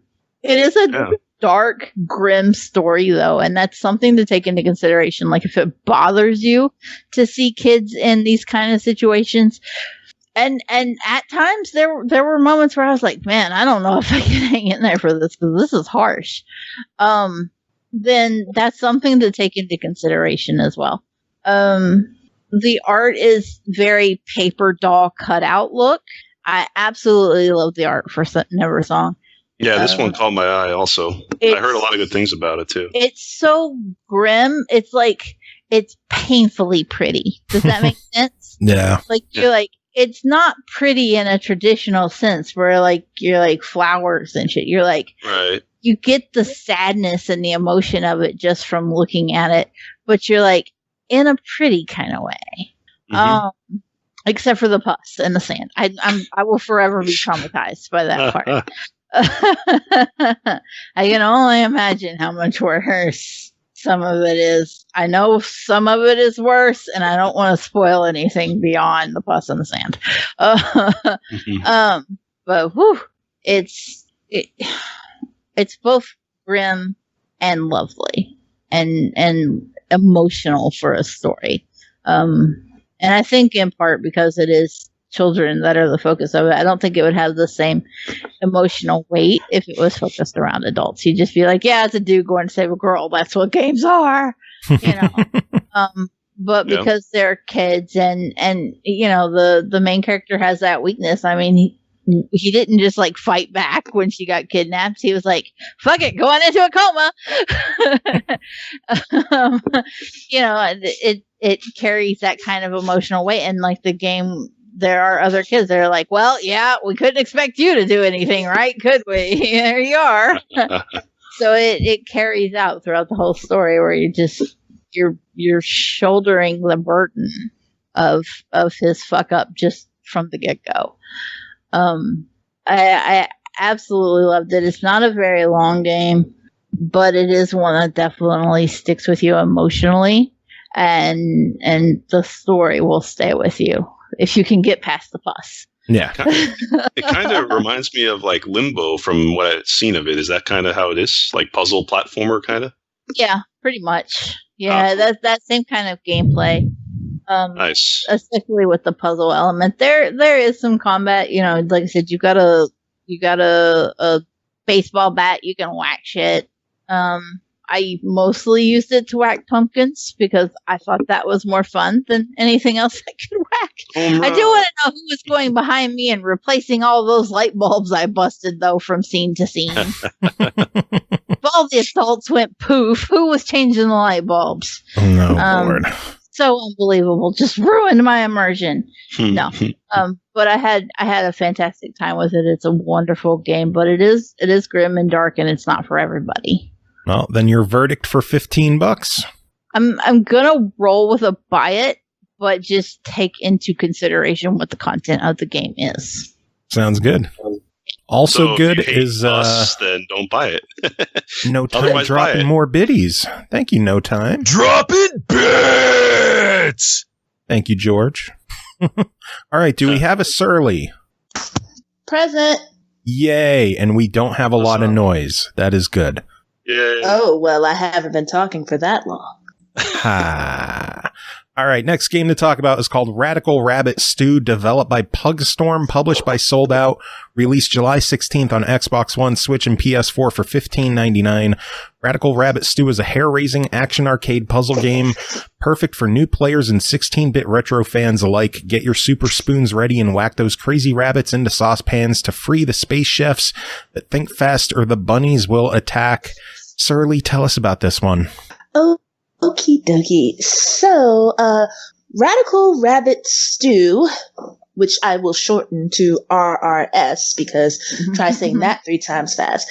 It is a 16-bit puzzle game. It is not a brawler. It is not a platformer. It's a fucking puzzle game, which is fine. But it doesn't look like a puzzle game when you start out. It didn't look like a puzzle game when I, was researching it, but it doesn't matter. You play as the cleanup boy. So at the beginning of the game, the space chefs, they're like, we're making all this great food and it's yummy.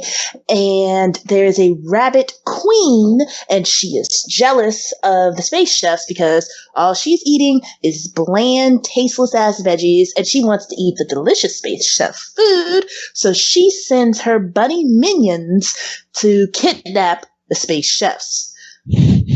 And you, as the cleaning boy, who doesn't have a name, which makes me upset. He needs a name. Anyways, you escape, and you are armed with a wooden spoon. So you have to travel through space, very Super Mario World island type mapping situation. Think that.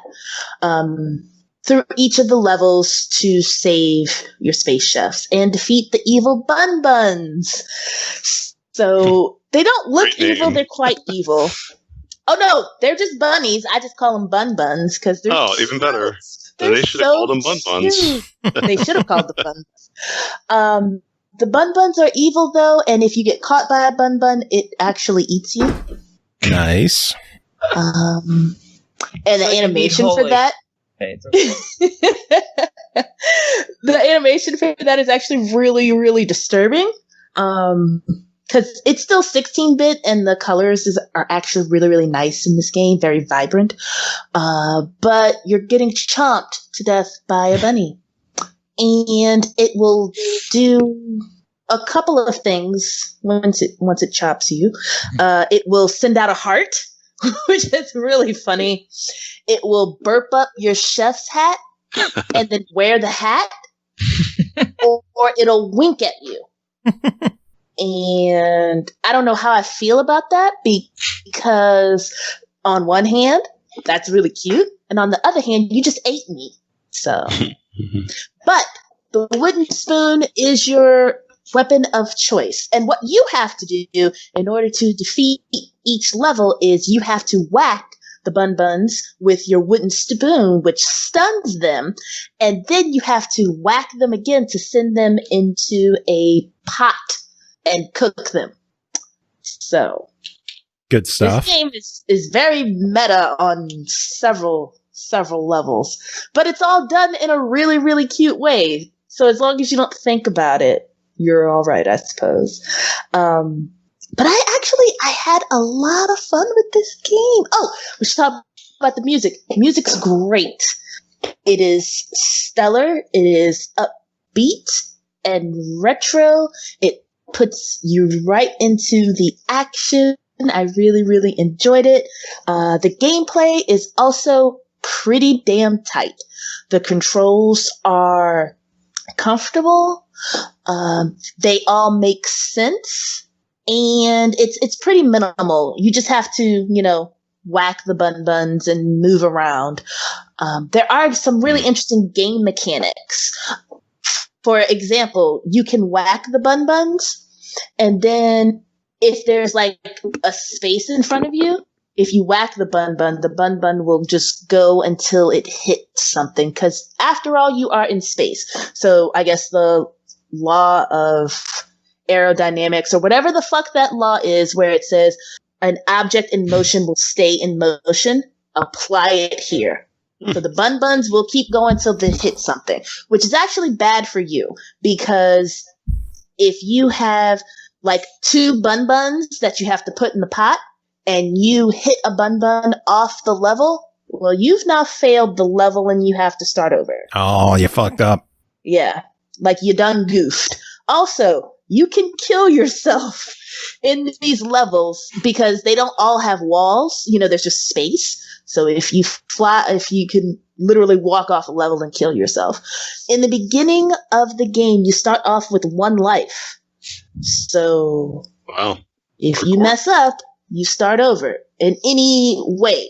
If you get eaten, if you fall off, if you whack a bun and it goes bye-bye. How do you get extra lives? Aha! I'm so glad you asked. So there are, in the little islands, there are special stock pot islands, and that's how you get your level ups. So you start off with a wooden spoon, the next level up is an extra life, and then the next level up after that is a silver spoon. The silver spoon is pretty awesome. You charge up the silver spoon, and it does a 360-degree arc. It's not an arc, it's a circle, around you that stuns about 2 squares around you, which is really good for dispatching several bun buns all at once. Also, there are different variations of bun buns. You have ye old normal bun buns, and then you have the massive bun buns who are asleep. And when they are asleep, they are immune to your wooden spoon whack, so you only can move them with the silver spoon. The only thing that's cool about those bun buns is the regular bun buns, if they see you, they'll come and get you. The big bun buns, they're in a food coma, so they don't move unless you hit them with the wooden spoon. And once you hit them, they just kind of wake up and go, what the fuck, and go back to sleep. Yeah. I did reach the first boss in the game, and I was pretty excited that I reached him, but he's bullshit. So the first boss is actually, and it's so cute, it's a dog dressed up as a bun. Oh my god! So cute! And he's in the middle of a platform, and there are 8 train tracks that come your way. So what you have to do is you have to charge up your silver spoon to whack the trains that are conducted by bun buns and have like vegetables on them and stuff until there are no more trains, and then it defeats the boss somehow. But the only problem is your character moves very, very slowly. So you can't move out of the train's path all that quickly, and they'll run you over and kill you. Also, random bun buns will spawn, and they have about 2 seconds of invulnerability while they're spawning, but they'll still come after you, so you get eaten by the bun buns as well. Nice. Oh, wow. That being said, as I said, I really, really liked this game. The achievements are hilarious. There was one achievement that's literally like, hey, you made a bun explode. I was like, nice. Yes, I did. Yes, I did. It was great. I wouldn't say that the achievements are super hard to get. There were a couple where I was like, not getting that, because it was like, hey, can you finish the game in under 2 hours? Achievement. Can you finish the game in under 1 hour? Achievement. Can you finish the game without dying? Achievement. I'm like, well, nope, not doing that. Can you defeat the boss without dying? Nope, not doing that.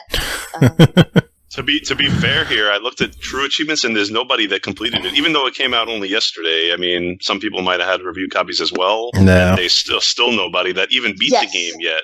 I just saw no one even has to complete the game, let alone beat it in under 2 hours or beat it without dying. Damn, so this is a tough one. That is correct. Yeah. Well, I'm not going to say that it's tough. I'm just going to say that, I mean, the game just came out today. True. So we'll see. We'll see what happens. But yeah, I could not progress past the first boss, but I'm gonna beat him. It's gonna happen. Well, overall, $16. I need a verdict. I'm quiet because I personally think 16's a bit much, but I really enjoyed it, and I would just go ahead and say buy it anyway. Works for me. And No Time, thank you for the 4 biddies. Dropping bits! Thank you, George. All right, Surly, Scott, are you two going to stick around, or did you two want to head out? I'm good. Just stick around. Keep going. All right, next game to talk about is called #Funtime, developed by One Guy Games, published by the Quantum Astrophysicists Guild, released July 16th on Xbox One and Switch for $14.99. Funtime is an explosive twin-stick shooter where shooting isn't your only weapon. Funtime combines traditional twin-stick shooting with unique coloring mechanic. Fast and fun gameplay will have you coming back again and again. Cole, tell us about Funtime. Am I nuts in thinking that this is from the Geometry Wars dev? Yes. No, it's not from it's them, not. but it's definitely inspired by them. It's very similar. Very I've much. never played Geometry Wars, but the I know. Kick her off. But the moment I saw it, I was like, that looks like everything I've seen in Geometry Wars. I agree. So 100%. I was very in line there. Mm-hmm. It is a twin stick shooter. You have a little ship and you are on different grids. You have a couple of different modes that you can play. There's a challenge mode with, I think there's 54. Yeah, a lot of modes. A ton of different challenges. You're not going to 3-star them all. I don't care what the fuck that achievement I will, is. eventually. Well, that's the achievements are. I was like, oh, look, few achievements. It's a twin stick. I'm going to get this. And then I started playing, and I think it was like level 8 where I started getting 2 stars instead of 3. And I was like, fuck this, I'm out. I hear you. Just want to experience this, being levels first and then go back. That makes sense, though. This suddenly got hard. I'm no longer a fan. And then there's Are the you arcade. shiz? Oh, yeah, basically. Could have been playing Ooblets. Everything is very bright, neon. It's flashy. It's gorgeous. It's very simple. It's such a simple concept of, oh, look, here's some triangles flying at you. I don't know what it is about every one of these twin stick shooter games where you got a ship and there's triangles. Fuck triangles. Fuck geometry. I forget what the other one was that I played a while ago where I was like, fucking triangles. There's been a couple.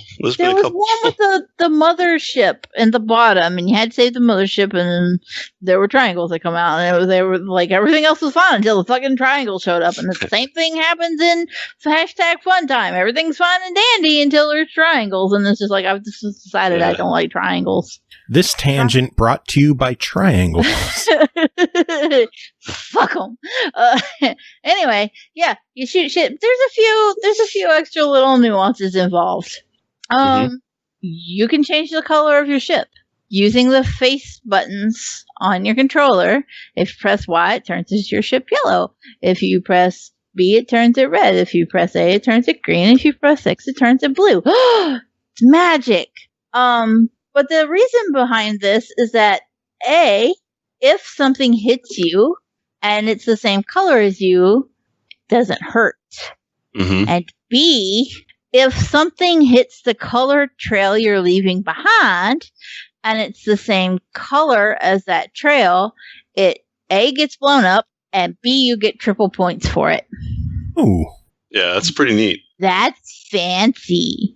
It also reminded me of like Ikaruga when they had the color switching mechanics and stuff in that shmup. I don't remember if you played Ikaruga, but I'm sure Joe is familiar with it. Yeah, I remember. I think I 1K'd it.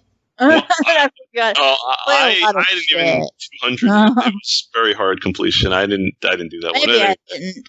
I know I played it. Yeah. I think I played it. I think they. Anyway, Funtime. Yeah, Funtime. Is Funtime a fun time? It is, though. And this is one of those weeks where I just had a bunch of games land on me, and I enjoyed them all. They were all in the types of genres where I'm like, fuck yeah, this is life. And I was happy with all of them. And Funtime's no exception. It was like I was constantly trying to go, I don't know which one to play because I'm enjoying them all. Which is good. until you have a time limit on how long you have to play shit. And then you got a problem. Drop it, bits! When you're doing the challenges, obviously it's just like, survive X amount of time or don't get hit X amount of times. They have a good variety there. When you're playing the arcade mode, it's more of like even arcade mode breaks down like their survival, which is the one I constantly play because that's just the way I like to play these games. But then there was, timed and a couple other options that I don't even remember because I was focused on survival. They have a lot of content. I was like, I have to play that so I can talk about it. And then I was like, I don't remember playing it because I wanted to play survival. Yeah, I don't really know which is like the meat of the game. Like you could look at it different ways because you could spend a lot of time in survival and just try to get as far as you can, or you can focus on the level, like the challenges or other modes. Yeah, because there's wave based and then like I said, timed and stuff. So there's plenty of different options to where you can play the game any way you want to enjoy in it. If you are in arcade mode, your score converts into cash, and then at the end, when you die, that all gets piled up together, and you can actually go into a store and buy upgrades for your ship, so that when you try the next time, you get a little further. Which is nice. It gives it a little bit of a roguelike element, if you will, without being like, this is an ungodly difficult roguelike. Sense of progression. You do get to keep whatever upgrades you buy between runs. So, for example, you can buy extra health. You can buy extra bombs, which clear out, all of the bullets in the area. My favorite thing, I didn't care how many times I died. I saved all my money right off the bat for friendship. I love friendship. It's so ridiculous because it gives you another little gear looking ship that flies around beside of you and shoots shit for you. And I was like, nothing else matters as long as I have my little friend. I love that they just call it the friendship. It's just so goofy. I was like, I didn't even buy the ability to get extra points by changing my colors until I had friend. The friendship. That reminds me of Behemoth. I think it was a game in, I would think that was a ship in, what was it, Battle Block Theater, I think? Maybe. Friendship. Yeah. It was like a boat and they called it the friendship. And it's a pun too, but yeah. It wasn't me this time. I absolutely was tickled just by the very concept. I was like, boy, I wish I had him in all the challenges because it would make my life so much easier. But yeah, it's one of those games that it's such a simple concept. Like it's not over the top in art. It's not over the top in gameplay mechanics, and yet somehow there's still so much meat there to actually spend your time with in the game. And you can just load it up and play it for 5 or 10, 15, 20 minutes, do a run or two, and then put it away and go play something else. And then you're like, I need a break. I need a change of pace. Load up #Funtime and go get your change of pace on. It does get super fast. It does get super stressful to play it. So it's like, don't play it as like, oh, I'm just going to casually kick my feet up and not care. No, you're going to get pissed when you die and you might rage. Yeah. But you're going to have fun while you're doing it. And I think that's the most important part. Fun's right there in exactly. the name of the game. They have a high bar. Like, do you deserve to call yourself Funtime? And the answer is yeah. I gotta say also, they did a really good job. I don't know if you saw the trailer of the game as well. I know Joe saw it, and it's hilarious, amazing. Yeah, like just action packed and funny. Yeah, and I mean that's good sense. Good it's a good trailer because it's very fitting for the game. That it's just it's snap your fingers, go shoot this, move from that, dash over here, hit the bomb. But at the same time, like, you can just kind of mindlessly do it and have a good time with it all the same. Yeah, that's true. That's a good point. That's because you could do that, or you could even look at the leaderboards. There are leaderboards, which is cool, the replay value. So if you want to go for high scores, you can. If not, you just enjoy it, like you were saying, play for fun. Look for Like Scott on the leaderboards. I'm not quite there yet. I wanted to get on that game more than I did so far, but hopefully soon enough, I will be on the leaderboards. Well, but go ahead. I was going to say $15 on it. What are your thoughts? I think $15 is a bargain. Like I said, I did not expect it. When I saw, challenge in arcade, I was like, okay, there's going to be a set of challenge levels, and there might be like 10 or 12, and then there might be like one type of arcade mode where it's just survival or whatever. To go in and see all those options and all the different ways that you can play such a simple game really blew me away, and I think it more than justifies the price of it. I would definitely agree. This is a must-buy, in my opinion. As much as a twin stick shooter fan, well, we both are, but yeah, I think all of us here. Yeah, I'm gonna have to pick this one up. I want to say too, in a lot of twin sticks, especially these top downs with a spaceship, like they start you off and you're so sluggish and you're so slow, and you got to upgrade this and upgrade that to have any kind of fire speed. And this game's like, fuck that, blow everything away. Yeah. Like, the moment you hit that trigger, you're like, Funtime, engage. And you're like, yes. Yeah. And I am so grateful for it. I hate when they start you off slow and make you wait forever to have any kind of fire rate. It's funny you mentioned that, because the original Geometry Wars, you would not like the first 5 or 10 minutes. It's literally that.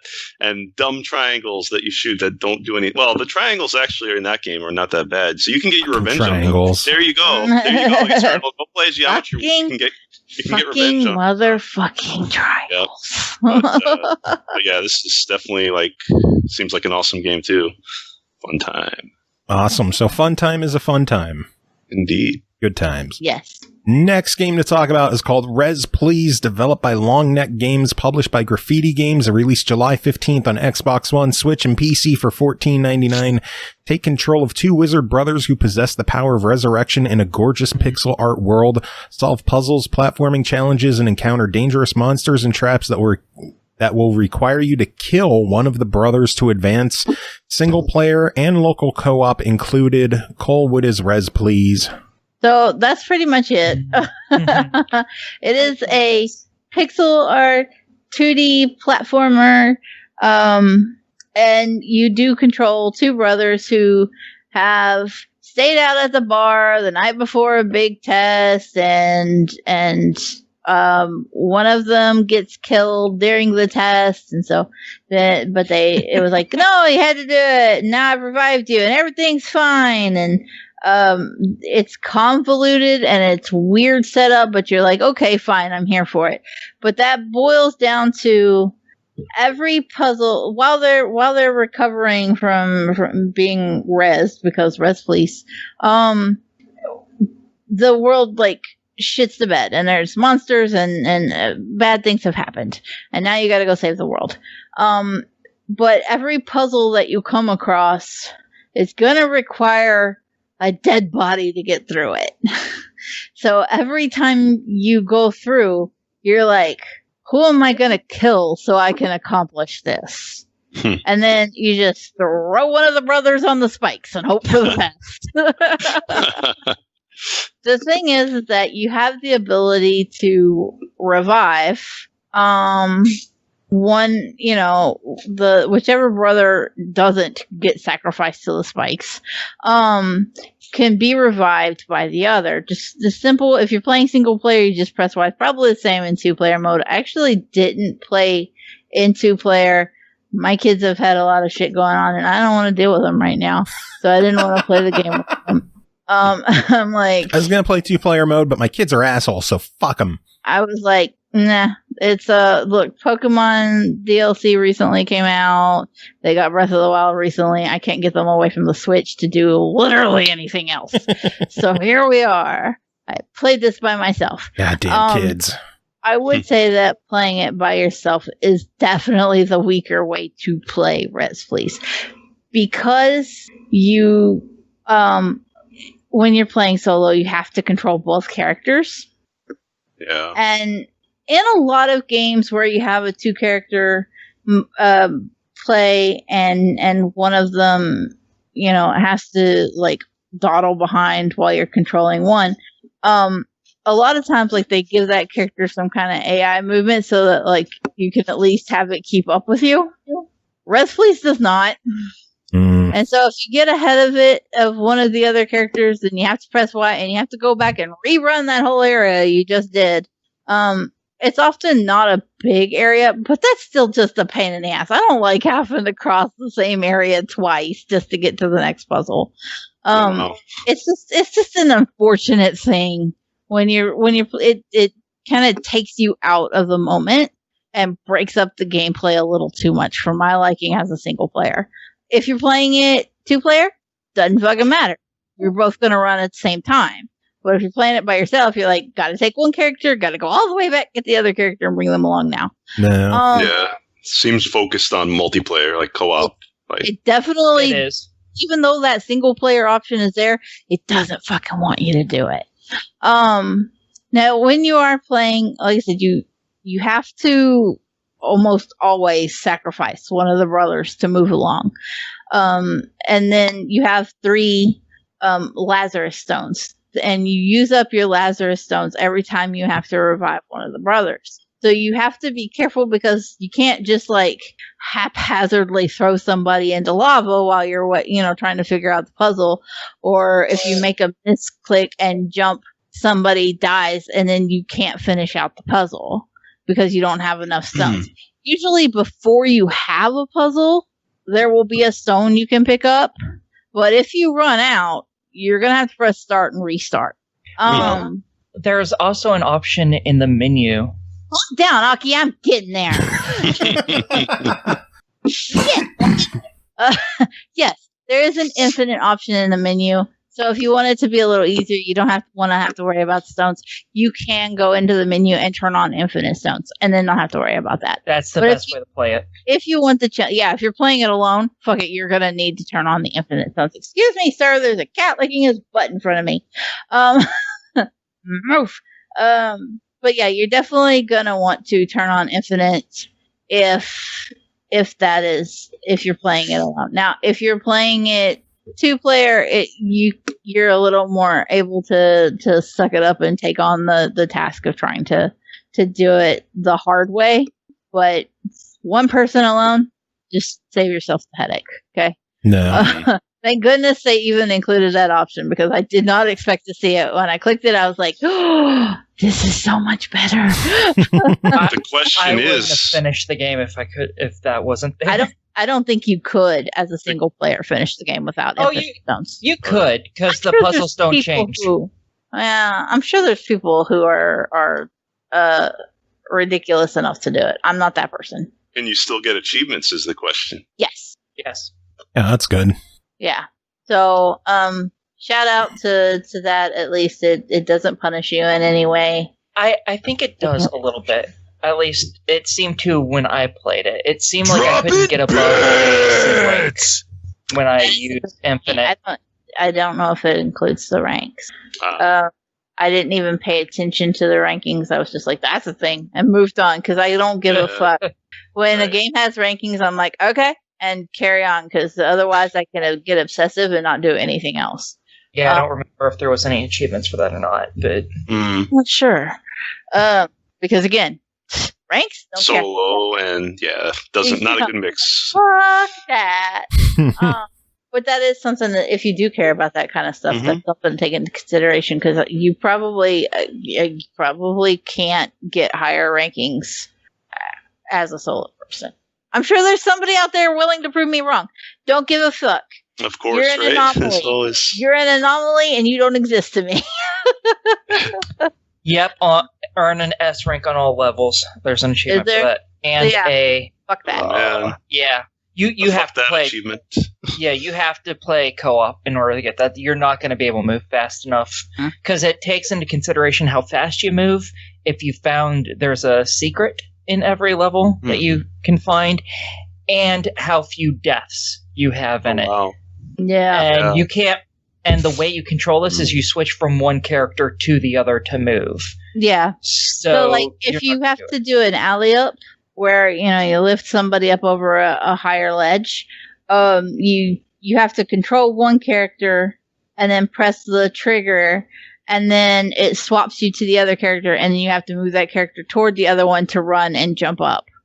Yeah. So, I mean, there's a whole lot of swapping back and forth. And a lot of times I found I would fuck myself up because there's a little Scully character, okay? Mm-hmm. And it looks like a Farfly. And it goes back and forth between whichever character you're using. So if you're using the brother in blue, little Scully is... I'm not saying that word again. I know y'all heard it. Then he turns blue. And if you're using the brother in green, then it goes over to him and turns green. And yet still, no matter what I did, I could never train myself to that. And I would pull the trigger and press Y to swap. And then I'd be right back where I started from with the other brother. And I'd be like, son of a bitch, that didn't do me any good at all. Proud of you. I gotta do it again, over and over and over. And it's not conducive to being productive. Yeah, the game does muscle memory. It teaches you. You push Y to switch the other character. So when you do any of the other things that automatically switch it, you're already trained to push Y immediately. But that doesn't work. Yeah. Yeah, it really does want you to work on that muscle memory, and it only wants you to be worried about carrying on for one character. Yeah. So if you got somebody to play it with you, that's fantastic. But if you don't, good fucking luck. Yeah, and there's no online multiplayer, right? No, so, I don't think there is any online. Damn. Well, that's a shame. It's $15, so I need a verdict from you, Cole. I'm gonna roll with a try.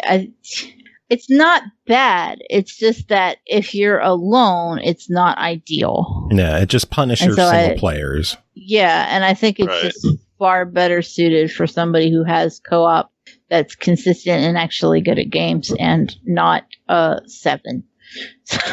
Yeah, I like the game too. I thought it was pretty fun. Cool. All right. Well, next game to talk about is called We Should Talk, developed by Insatiable Cycle, published by Whitethorn Digital, released July 16th on Xbox One, Switch, PS4, and Steam for $6.99. It's not what you say, it's how you say it. We Should Talk is a short-form narrative game that will make you think carefully about the words you choose and your relationship survive the night. Cole, did it? Well, one time, yes, but also it ended up in a menage a trois with the bartender. Okay. What? Yeah. And then the next time, I purposely sabotaged it because I wanted to see a different ending. And that was rude. So here's the thing. We Should Talk focuses on a character, a female character, I guess. Yeah, female character. I guess it's kind of a gender neutral character. They don't expressly say girl, I don't think. Shit, I don't know. I played it twice, and there's like 6 different endings, and I still don't even remember if my character was female or not. I'm pretty sure they were. Good job. I decided they were, either way.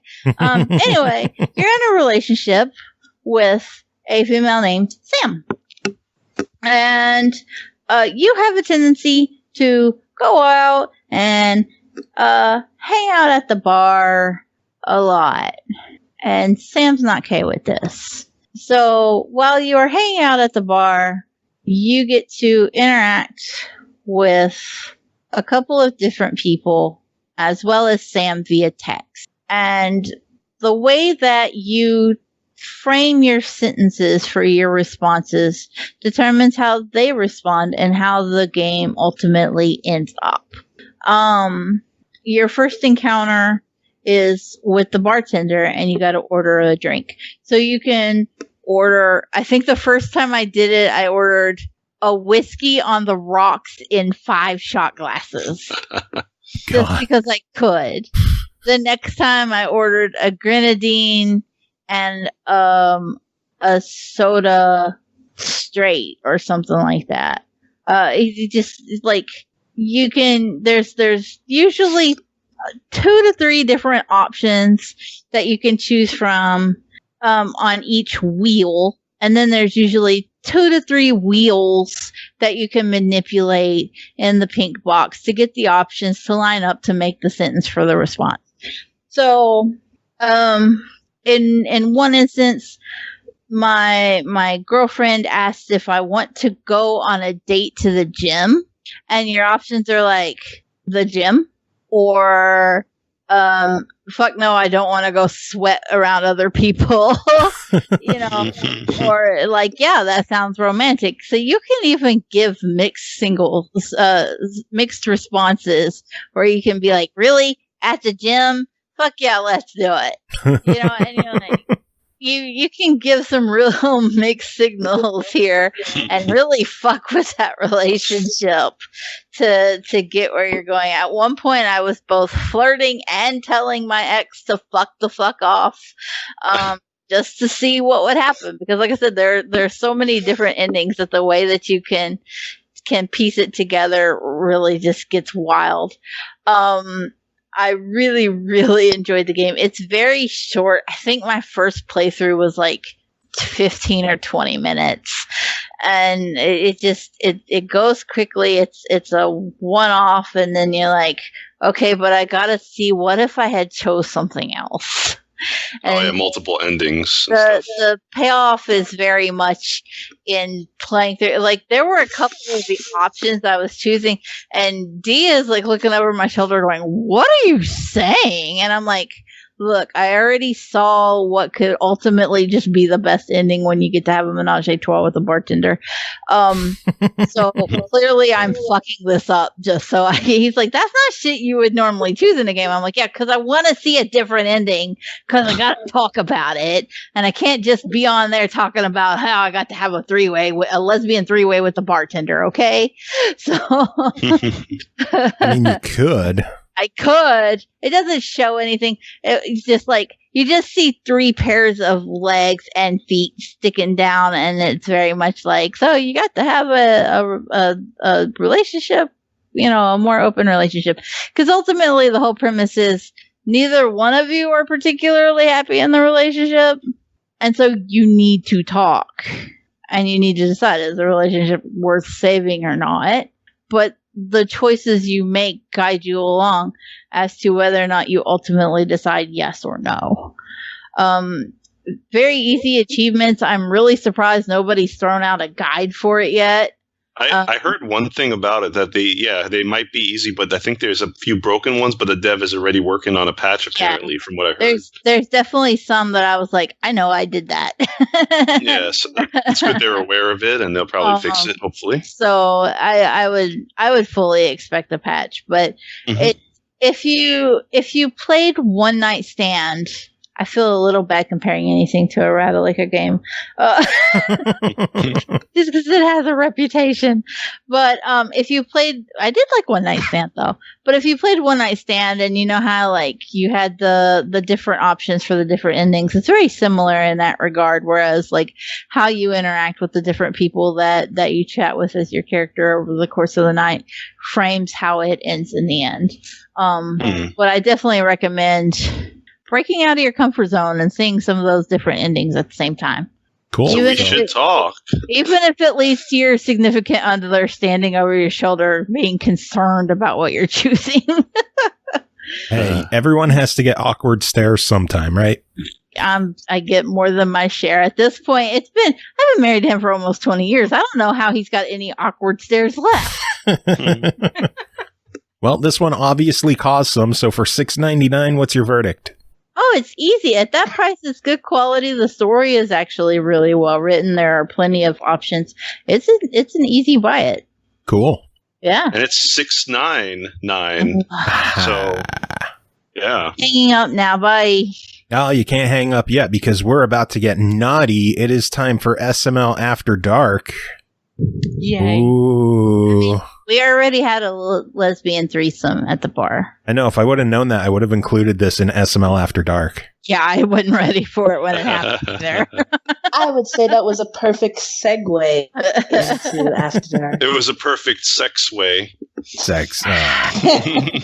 Everyone's going to hang up See, now. Surlyna is the... she's with me. She's with me. We got fun. I'm an excellent wing woman. I know how to set things up. I'm depressed now. So am I. Next game to talk about is called Hentai Mosaic Fix-It Shop. Developed and published by Lil Hentai Games. It released July 2019 on Steam for $1.99. All the attractive girls want to recover photos from their broken mobile phones, and they need your help. Relaxing puzzle-solving experience with elements of RPG, 50 unique rotating mosaic puzzles, 10 unique abilities to unlock. Aki, tell us about this one. Thank God. This one, the last few I've been like, they're not exactly my type. This one has some story to it. Granted, it's, porn plot thick, but, hey, it's still fucking story. It's fucking something, damn it. So I'm for it. So there's a few girls that have broken their phones various ways, and they need you to fix their phone and try to recover their corrupted photos. And each one basically introduces you to the next girl. All of them have different jobs that they supposedly do. Not that anyone gives a fuck. And basically, after every one of the puzzles you solve, one, you get the photo, obviously, and then you also have this little interaction with them. You don't get to choose anything, but still, it's a little bit. You text them, you're like, okay, here's the photo that I get, and they're always like, okay, get the next one. And then sometimes they're like, oh, this is a bit embarrassing. And you're like, oh, then maybe I should quit. They're like, no, you keep going. So, like, your character gets a little weirded out. They're like, oh, well, this is kind of embarrassing to be getting these kinds of pictures to send to you. And sometimes the girls are like, yeah, but I want them anyways. Don't be too embarrassed by it. Giggle, it's fun. Giggle. Exactly. Yeah, it's... Yeah. So you're talking all this gameplay stuff. That's clearly not what's important in this game. Tell us about the good stuff. Okay. The girls are all, well, for the most part, they're cute. Yeah, I've only unlocked 3 of them so far because I got into playing another one of them that I'm also talking about today. And there's a lot of photos in this one, significantly more than I think any 2 or even 3 other games combined even. Mostly because they gave out a pack for free. It was an update for the game that gave you Halloween stuff and things like that. So they've added a bunch to it. Spooky titties? I wouldn't call them spooky, but they're nice. I don't think there's a such thing as a spooky titty.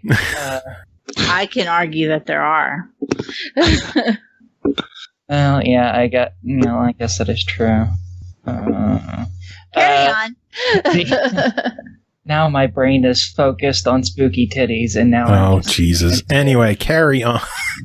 As long as there are no pus titties, right? Oh. Pus and sand. Oh. I just don't have anything anymore. You guys won. I think it still has, in this one, it still has too many fucking upgrades. They haven't quite gotten through the concept of you don't need 15 or whatever fucking upgrades. You only need a few to do the damn job, which is a shame. But they figure that out eventually, I promise, because that wasn't the case in the very first one that I reviewed. But some of these are, I think a couple of these are also actually from the added update to it, the Halloween pack. But yeah, plenty of titties, plenty of pussy all over the place. It's fantastic. And I don't believe any of these are censored either. No, they are not. You know, he took all the screenshots. Actually, it gives you screenshots every time you solve one of the puzzles. In color me surprised. Yeah, in all. I doubt that we would get that on Xbox, though. Oh God, no.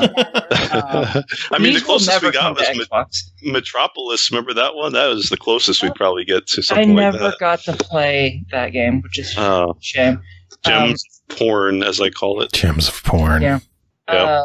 But in all these games, after you finish one of the photos, and not just the dirty ones, all of them, there's a photos option and you can just scroll through all the pictures that you've finished the puzzles for. So yes, I did just go through the photos. Nice. Yeah, I just went through because I was like, I don't remember if they're edited or if they're censored or not, and no, they are not at all. Not even stuff. remotely. So $2 on this one. What do you think?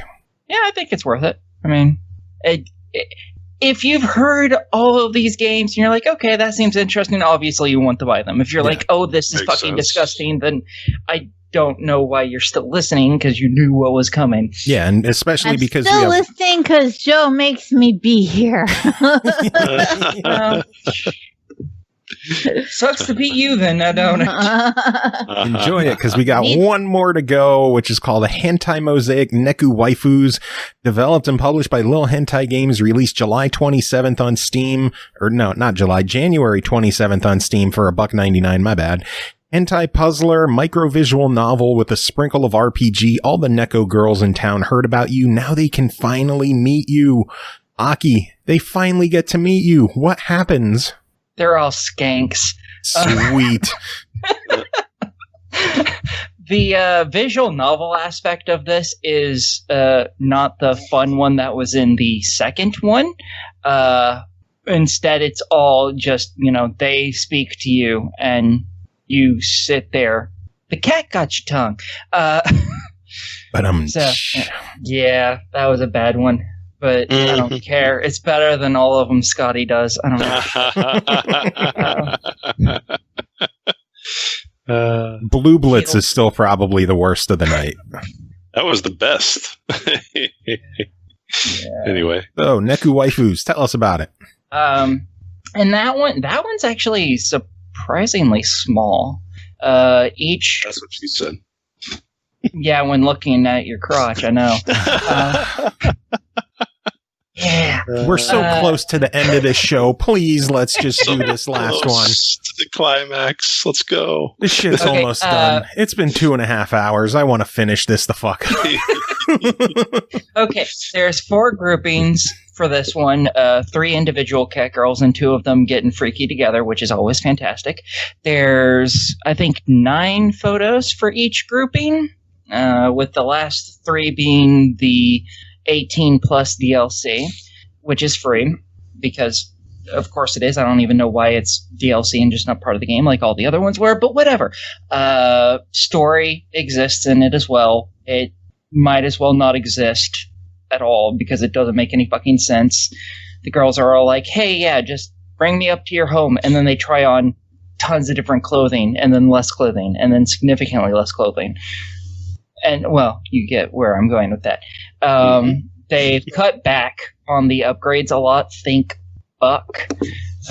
They've gotten it down to where it's pretty much just the ones you actually need instead of all the other crap, which is great. So this one I really liked for that. It also introduced the girls actually moving in the picture, which I really like that as well, because it just makes solving it a little easier, because then you have areas that normally wouldn't have anything in it, so you just have to keep clicking on it until it's finally right this time. But because they're moving, a part of one of their tails or their hand or their foot or whatever will go into that square, even if it's just for a second or two, to help you orientate a little better. It's kind of neat. Yeah.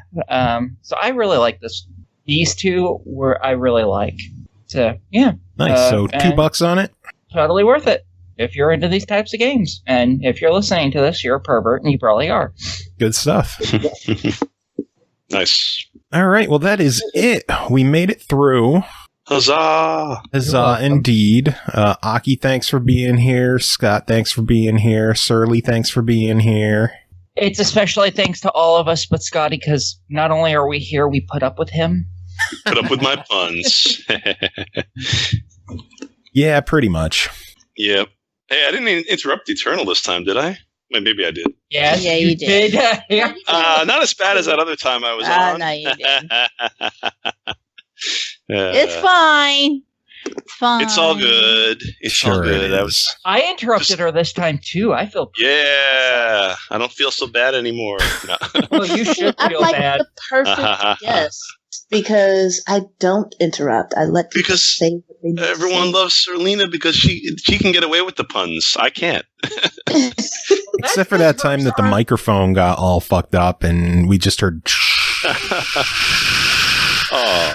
Yeah, we don't need to talk about that time, do we? Mm-hmm. Well, yeah, of course we don't need to talk about it because part of Cole's review was interrupted by that for like 15 seconds. I don't even know what y'all are talking about. Like, for real, though. It was exactly enough time for her to talk about Ooblets some more. Yeah, she was in the middle of one of her reviews. Happened. That's true. There's going to be a big old chunk of her reviews that's just like, Oh, it was during Neon Abyss. Did we ever give Neon Abyss a verdict? No. You immediately We jumped to the next one. we both enjoyed it a lot, and we were basically, I guess, that meant buy it. I guess. Jumped to the next one. Exactly, but pretty much buy it. I think we both agreed on that, right, Eternal? Yeah, and it's on Game Pass. That's right. We didn't even mention Game Pass. Like, how the hell do we all miss both PC that? and console. And you can stack the achievements on top of it, too. I swear it was on Game Pass. Okay. Yeah. Good stuff. All right. Well, that is it for this episode. We made it through another one. Does anyone have any final words to end the show? Sandy pustule titties. Jesus. Go play Ooblets already, fucking Eternal. Bye.